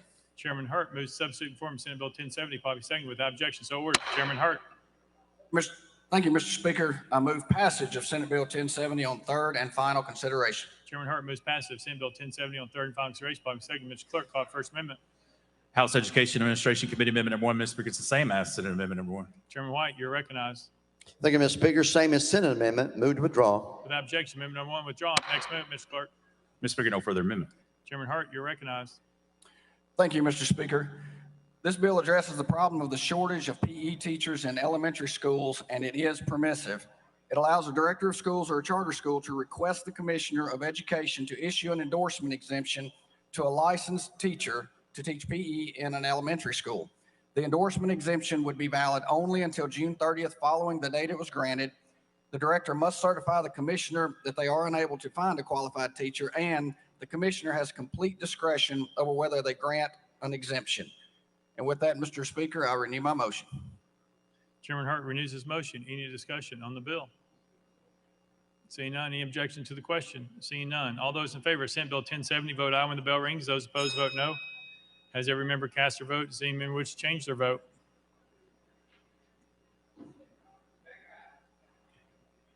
Camper, aye. Mr. Clerk, take the vote. Ayes 91, no nays. Senate Bill 1070 having received a constitutional majority, I hereby declare passed without objection. The most read series table. Call up next bill, Mr. Clerk. House Bill 962 by Representative Slater and others relative to secondary education. Mr. Speaker, the Senate bill is on the desk. Representative Slater, you're recognized. Thank you, Mr. Speaker. I move to substitute and conform to Senate Bill 838. Representative Slater moves to substitute and conform Senate Bill 838, probably seconded without objection. So ordered. Representative Slater. Thank you, Mr. Speaker. I move passage of Senate Bill 838 on third and final consideration. Representative Slater moves passage of Senate Bill 838 on third and final consideration, probably seconded. Mr. Clerk, call it First Amendment. House Education Administration Committee Amendment number 1. Mr. Speaker, same as Senate Amendment number 1. Chairman White, you're recognized. Thank you, Mr. Speaker. The same as the Senate amendment. Move to withdraw. Without objection, amendment number 1 withdrawn. Next amendment, Mr. Clerk. Mr. Speaker, no further amendments. Representative Slater, you're recognized. Thank you, Mr. Speaker. The purpose of this bill is to create a high school equivalent to the CLEP test used in post-secondary education. If this bill is passed, it will allow high school students to demonstrate proficiency on an exam in certain subjects and receive credit for the course. I renew my motion. Representative Slater renews his motion. Any discussion on the bill? Seeing none. Any objection to the question? Seeing none. All those in favor of Senate Bill 838 vote aye when the bell rings. Those opposed vote no. Has every member voted? Does any member wish to change their vote?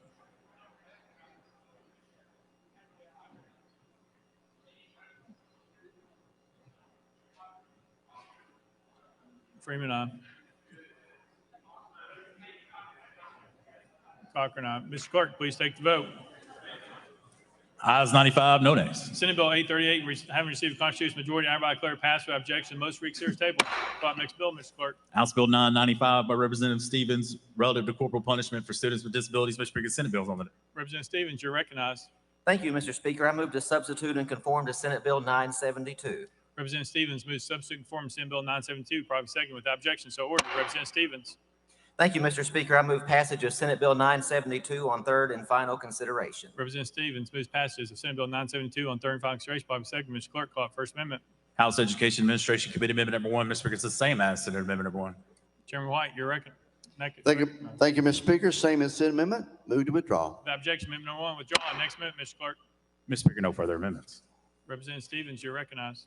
Thank you, Mr. Speaker. This bill comes from the Tennessee Disability Coalition to help ensure that students with disabilities are not falling through the cracks and receiving corporal punishment for behavior that manifests as a result of their disabilities.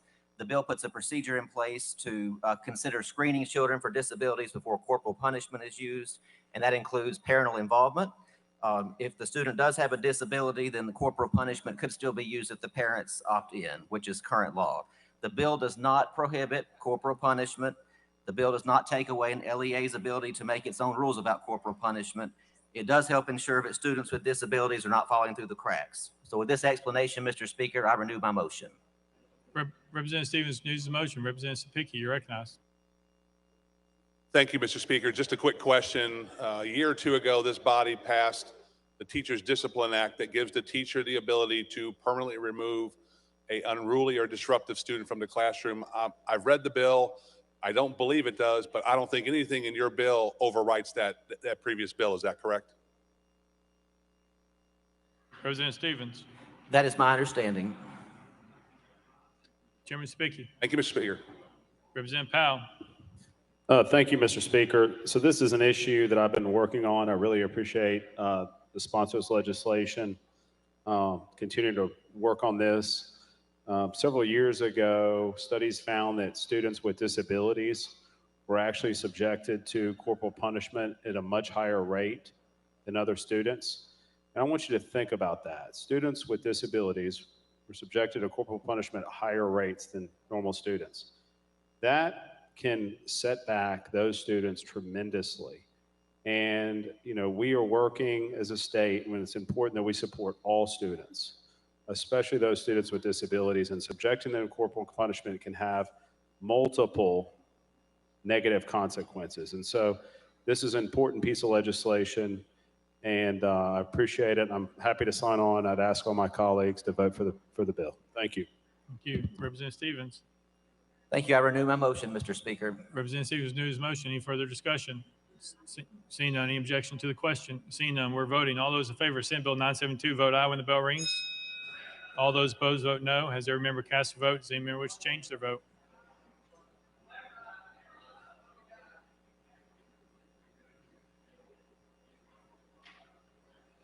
Mr. Clerk, please take the vote. Ayes 90, no nays. Senate Bill 972 having received a constitutional majority, I hereby declare passed without objection. Most reconsidered is tabled. Call the next bill, Mr. Clerk. House Bill 273, but Chairman Terry, relative to health. Mr. Speaker, the Senate bill is on the desk. Chairman Terry, you're recognized. Thank you, Mr. Speaker. I move to substitute and conform to Senate Bill 221. Chairman Terry moves to substitute and form Senate Bill 221, probably second without objection. So ordered. Chairman Terry. Thank you, Mr. Speaker. I move passage of Senate Bill 221 on third and final consideration. Chairman Terry moves passage of Senate Bill 221 on third and final consideration, probably second. Mr. Clerk, call it First Amendment. House Health Committee Amendment number 1. Vice Chairman Leatherwood, you're recognized. Thank you, Mr. Speaker. This amendment rewrites the bill, and I move to adopt and defer to the sponsor for further explanation. Vice Chairman Leatherwood moves adoption of amendment number 1, probably seconded. Any discussion on the amendment? Seeing none. All those in favor of adopting amendment number 1 say aye. Aye. All those opposed say no. The ayes have it. You adopted. Next amendment, Mr. Clerk. Mr. Speaker, no further amendments. Chairman Terry, you're recognized. Thank you, Mr. Speaker. This bill allows for the Board of Medical Examiners to have input on their medical consultant. With that, I renew my motion. Chairman Terry renews his motion. Any discussion on the bill? Seeing none. Any objection to the question? Seeing none. All those in favor of Senate Bill 221 as amended vote aye when the bell rings. Those opposed vote no. As every member casts a vote, does any member wish to change their vote?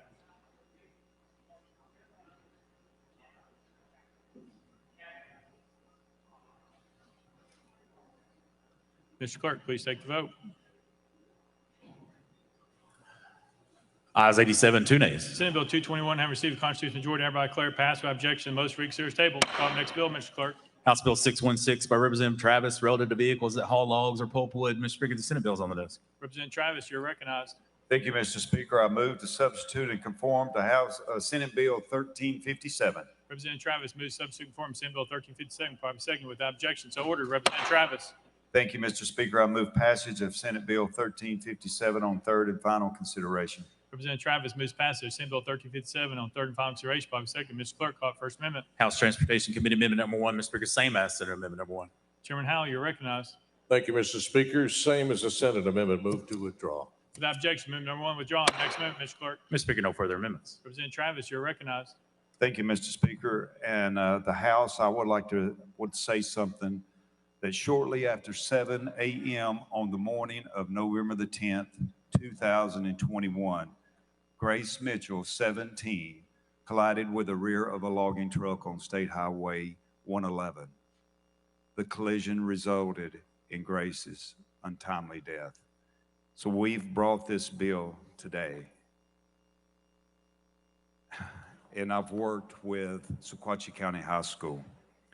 And this is what the bill says. It has been amended to say, requires a motor vehicle of trailered transporting a load of logs or pulpwood that protrudes at least 4 feet beyond the end of the body or the bed of the motor vehicle or a trailer to have the following secure affixed to the end of the projected.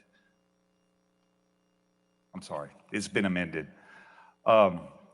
This says that the trailer will have amended strobe or blinking lights and 2 red or fluorescent orange flags affixed to the end of the project load as that trailer is loaded. With that, I renew my motion. Representative Travis renews his motion. Any discussion on the bill? Seeing none, any objection to the question? Seeing none, all those in favor of Senate Bill 1357 vote aye when the bell rings. All those opposed vote no. Has every member voted? Does any member wish to change their vote?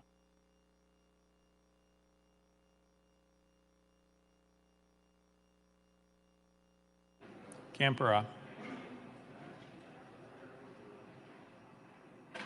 Mr. Clerk, please take the vote.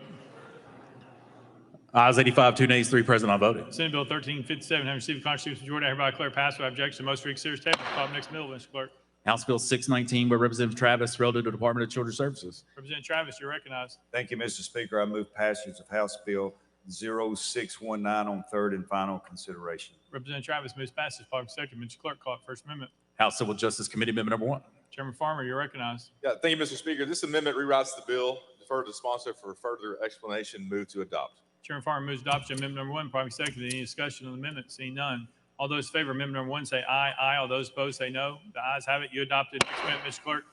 Mr. Speaker, no further amendments. Representative Travis, you're recognized. Thank you, Mr. Speaker. This bill says the commissioner of DCS shall notify the committing court at least 15 days prior to the proposed discharge of a child. With that, I renew my motion.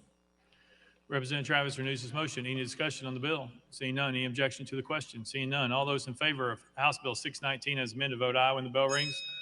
All those opposed, vote no. As every member voted, does any member wish to change their vote?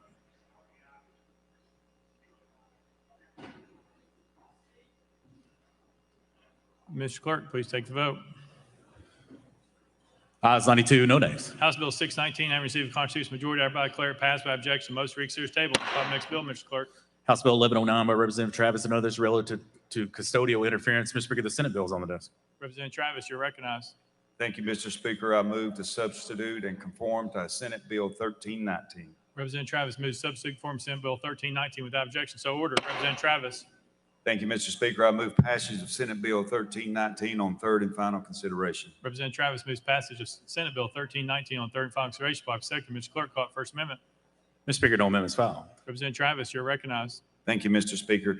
This bill adds the offense of the custodian interference of hiding of a child within or outside the state, knowing that the child has been placed in the custody of the Department of Children's Services pursuant to a protective custody order or an emergency custody order entered by a court.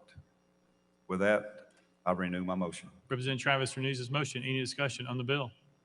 Seeing none. Any objection to the question? Seeing none. All those in favor of Senate Bill 1319, vote aye when the bell rings. All those opposed, vote no. As every member casts their vote, same member which change their vote. Capley, no. Sapiki, aye.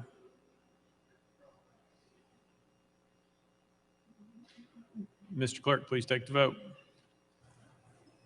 Ayes 74, 17 nays. Senate Bill 1319 and received constitutional majority. I hereby declare passed by objection. Most reconsider is tabled.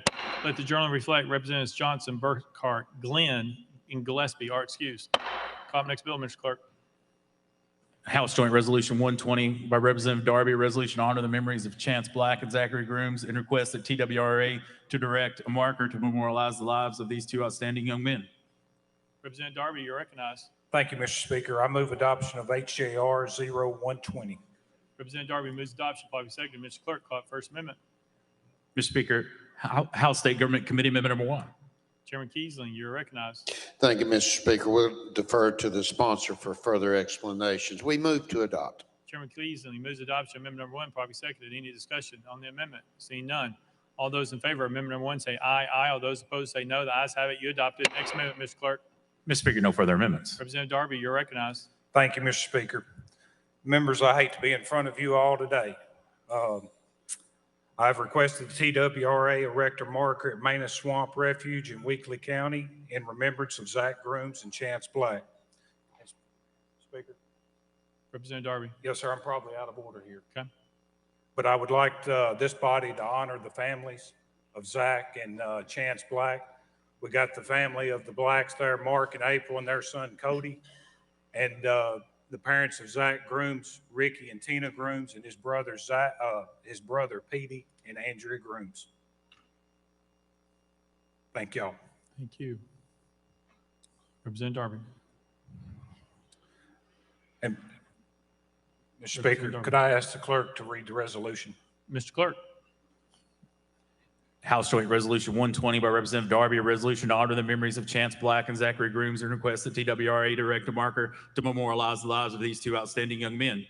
Whereas on the morning of January 25th, 2021, Chance Black and Zachary Grooms were senselessly murdered at Reelfoot Lake in Obion County, and whereas the two sportsmen were hunting during the final week of Tennessee's duck season when the tragic event occurred, and whereas born on May 5th, 1995, Zachary Paul Grooms grew up in Greenfield in the Shafter community, a graduate of Bethel University, where he played on the baseball team and archery teams. He worked as a watermelon farm manager and had aspirations to become a police officer. And whereas Chance Lee Black was born on May 2nd, 1994, to Mark and April Black of Greenfield, a passionate hunter and fisherman who worked in the gun department at Final Flight Outfitters in Union City and planned to pursue a career in law enforcement as a state trooper. And whereas dearly loved by their family and friends, Zachary Grooms and Chance Black leave behind an indelible legacy of integrity and probity in public life, compassion and loyalty in private life, and diligence and dedication in all their chosen endeavors. And whereas the members of this General Assembly are proud to honor the brief yet well-lived lives of these two young men, now therefore be it resolved by the House of Representatives of the 113th General Assembly of the State of Tennessee, the Senate concurring,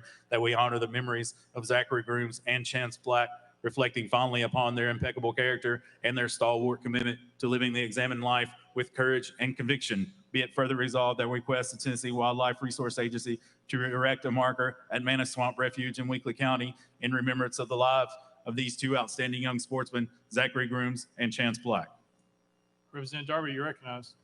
Thank you, Mr. Speaker, and I renew my motion. Representative Darby renews his motion. Any discussion on the bill? Seeing none. Any objection to the question? Seeing none. All those in favor of House Joint Resolution 120 as amended, vote aye when the bell rings. Those opposed, vote no. Has every member voted? Does any member wish to change their vote?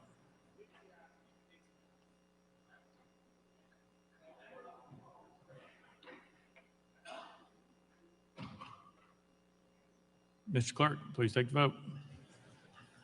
Ayes 92, no nays. House Joint Resolution 120, having received a constitutional majority, I hereby declare adopted without objection. The most for series table. Call the next bill, Mr. Clerk. Mr. Speaker, that completes the regular calendar. Next order, Mr. Clerk. Unfinished business. Representative Hicks, you're recognized. Of Washington. All right. Thank you, Mr. Speaker. I move to place SJR 174 in the next available space on the next available regular calendar. Thank you. Without objection, so ordered. Mr. Clerk. Mr. Speaker, we have some messages from the Senate. Mr. Speaker, I'm directed to return to the House Bill 1002, substitute for the Senate bill on the same subject committee and passed by the Senate. Monday's message calendar, Mr. Clerk. Mr. Speaker, I'm directed to return to the House Bill 1225, substitute for the Senate bill on the same subject committee and passed by the Senate. Monday's message calendar.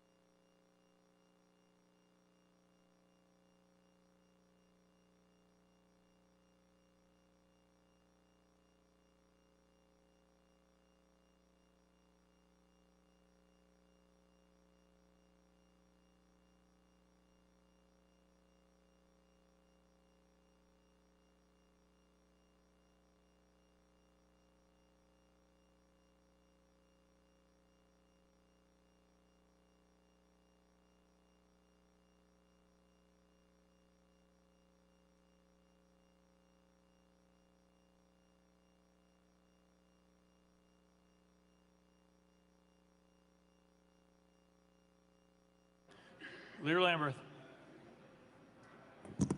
Members, I have a very important announcement that I think you'll all be interested in. On Monday, the flow motion will be presented to you for your consideration. So the end is nigh. We have much work yet to do. But at this time of the year, for our new members in the chamber, the flow motion does suspend certain rules that will be on your desk for you to analyze and debate and vote on. But it is basically allows for bills to move through committees at somewhat of a more rapid pace so that we can, at some juncture in the future, get the budget on the House floor, the budget documents, any other bills that need to be passed this year. Again, much is still under consideration, but wanted to give you a heads up that the flow motion does anticipate we will have that on your desk for consideration on Monday. Thank you very much. Next order, Mr. Clerk. Announcements. Announcements. Representative Parkinson. Thank you, Mr. Speaker. I was actually trying to speak on unfinished business, actually. But I guess we can talk about announcements. Members, the Seersucker Caucus will convene on next Thursday. Next Thursday, the Seersucker Caucus will convene. Thank you. Thank you. Representative Hammer. Thank you, Mr. Speaker. We have a Davidson County delegation meeting today in 8D. We'll do it immediately after session. We'll have the ECD commissioner as our guest. Thank you. Thank you. Representative Hicks of Hawkins. Thank you, Mr. Speaker. And members, if I can have your attention just for a second about a schedule change for next week. Just so you know, Finance, Ways and Means Subcommittee, we will meet on Tuesday, April the 18th at 9 a.m. in House Hearing Room 1. So again, that's Tuesday in House Hearing Room 1 at 9 a.m. Thank you. Thank you. Speaker Pro Tem Marsh. Thank you, Mr. Speaker. Members, your 2023 statement of interest is due April the 15th. This disclosure is filed with the Tennessee Ethics Commission. If you have any questions or problems, see Doug Himes. Thank you. Thank you. Representative Boyd. Thank you, Mr. Speaker. Members, if you weren't a part of the General Assembly, a couple of years ago, we moved the Tennessee State Fair to the Wilson County Fairgrounds and merged it with the Wilson County Fair. And we have allocated some funds over the last couple of years for buildings. And one of those buildings, we're having a grand opening on Monday. It's the Made in Tennessee building. I would like to invite each of you to come. It's going to be at 1 p.m. and it's in Lebanon at the fairgrounds, just right off of exit 239. And if you are planning to come, if you want to maybe email me or shoot me a text, there may be some of us gathering for lunch before. So I hope you can make it. Thank you, Mr. Speaker. Thank you. Chair Lady Hazelwood. Thank you, Mr. Speaker. Full Finance will be meeting on Tuesday immediately following Finance Sub. Leader Camper. Oh, thank you, Mr. Speaker. Mr. Speaker, members, I don't see him in the chamber, but I just want to take this moment to welcome Representative Justin Pearson back to the House of Representatives. Thank you, Mr. Speaker. Any further announcements? Representative Dixie. I didn't get a chance to do this under welcome and honoring, but with the Jack and Jill of America Corporation, some of the students served as pages today. So can you just give them a hand for serving us and helping us today? Any further announcements? Mr. Clerk has an announcement. Mr. Speaker, the Delayed Bills Committee will meet immediately following session in the Speaker's conference room. That's the Delayed Bills Committee in the Speaker's conference room immediately after session. Next order. Oh, hang on. Representative Hardaway. Thank you, Speaker. Can you explain what that Late Bills Committee is all about, who's on it, and how it operates? Mr. Clerk.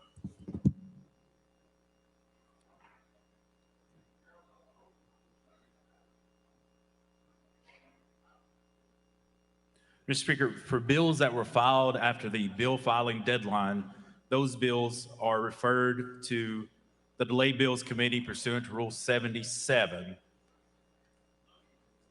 And that is, the committee is laid out by rule. It takes a unanimous consent of the majority leader, the minority leader, and the speaker for that bill to come out of Delayed Bills Committee and be introduced. Next order, Mr. Clerk. Well, roll call. Roll call.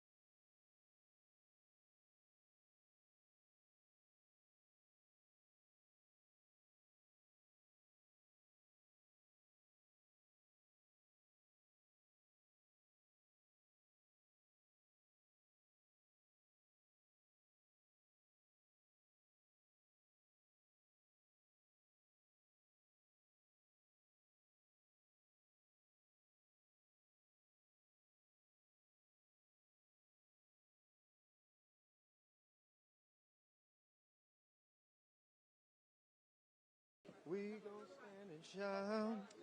Okay, you got me? You got me on? Testing. Testing. Testing. I can't hear it. Hello? You turn it up?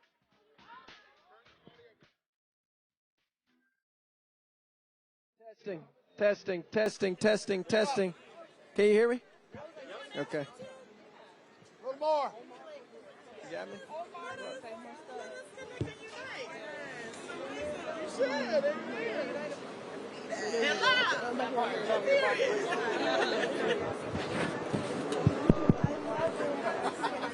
Thank you. Okay, we got Omar. I know y'all from the Spirit. Hey, Omar.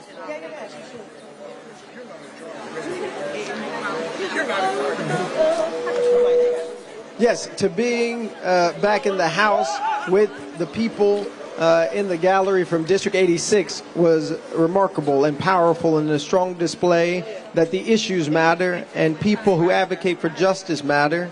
The restoration of representation for District 86 walked back in the House. The fight to end gun violence walked back into the House. The movement that can never die or be expelled walked back into the House.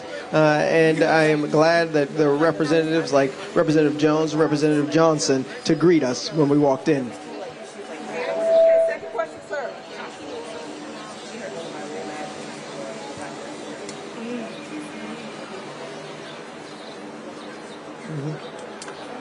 Yes, you need two things. You need a people-powered movement guided by folks who see a different vision than the status quo. And you need people who have been empowered by constituents.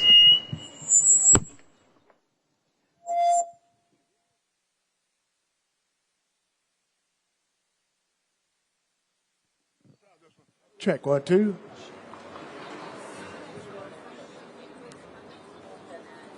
Okay, can you hear me? Okay, very good. Is something wrong? Increase the volume. Okay. Okay, leave them alone. Okay. My friends, I might be able to yell better. Hello? Okay. No, I hear it a little bit. Okay, there you go. Can y'all hear all right? Yep. Yeah. Can y'all hear? Okay. I think it's fading. I think your mic is fading.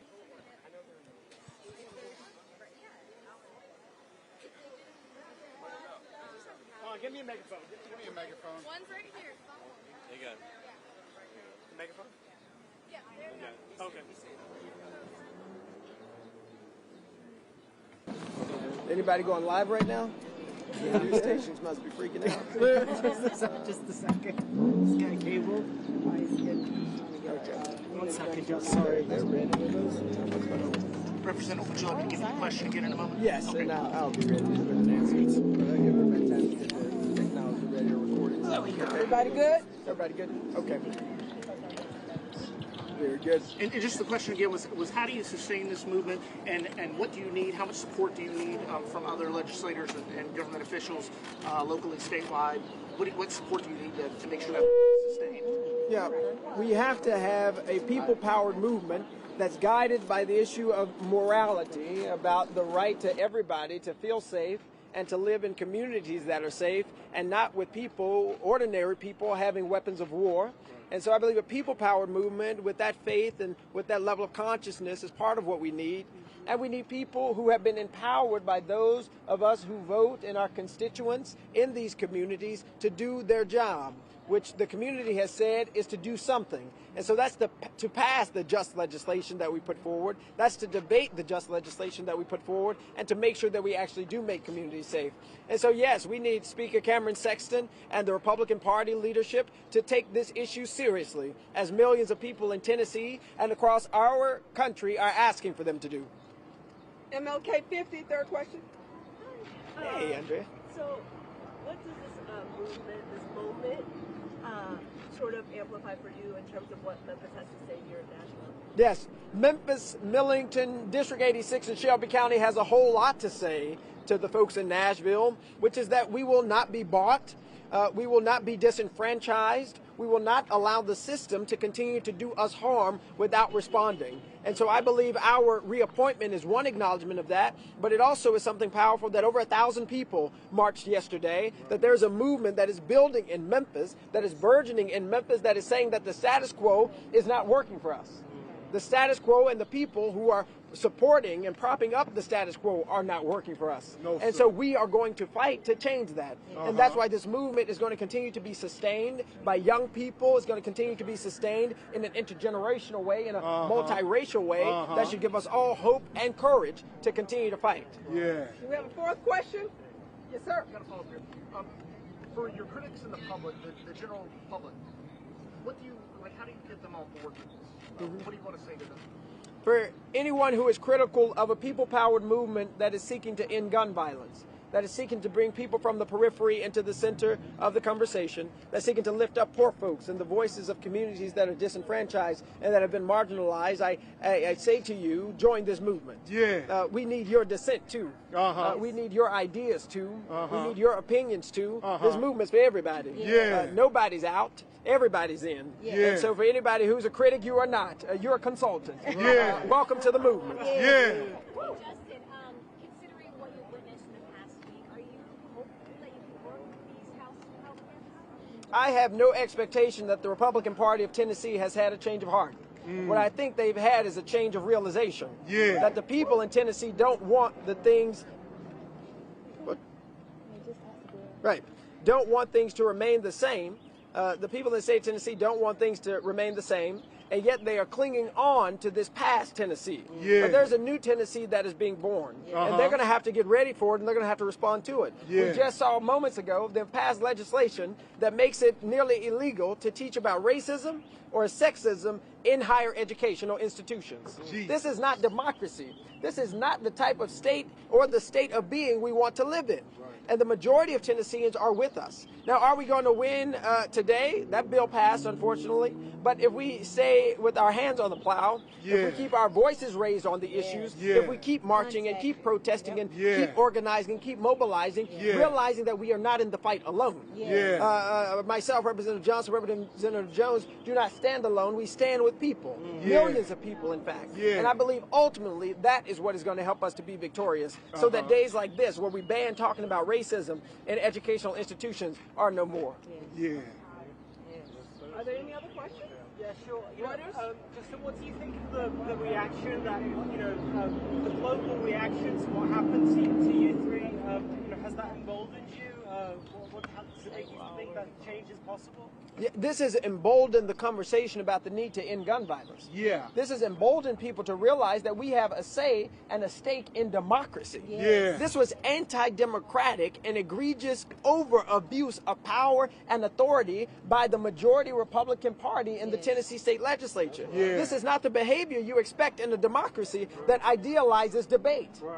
What we have realized and what this moment has started, and I think all of us are reignited in everybody, is that we care about our principles of government. Yes, sir. We care about our First Amendment rights. Yes, sir. And all around the globe, people are seeing this overreach of disenfranchisement and are saying this is not the way that things should be.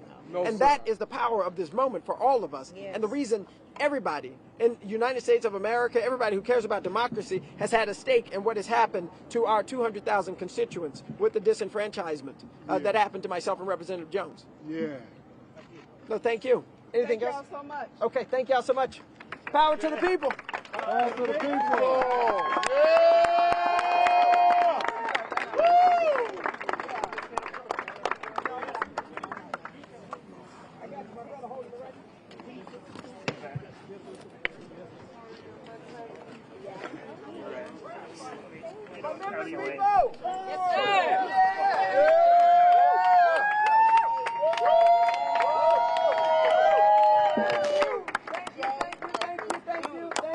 Thank you. If you want to take a picture, come up here.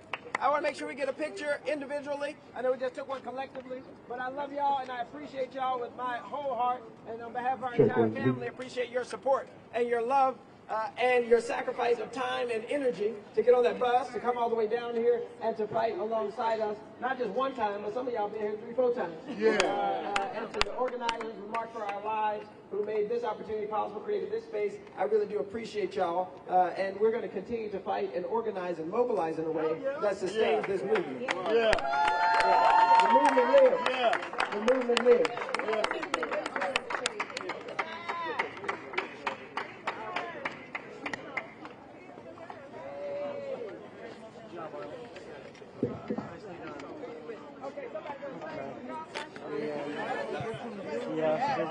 Yes.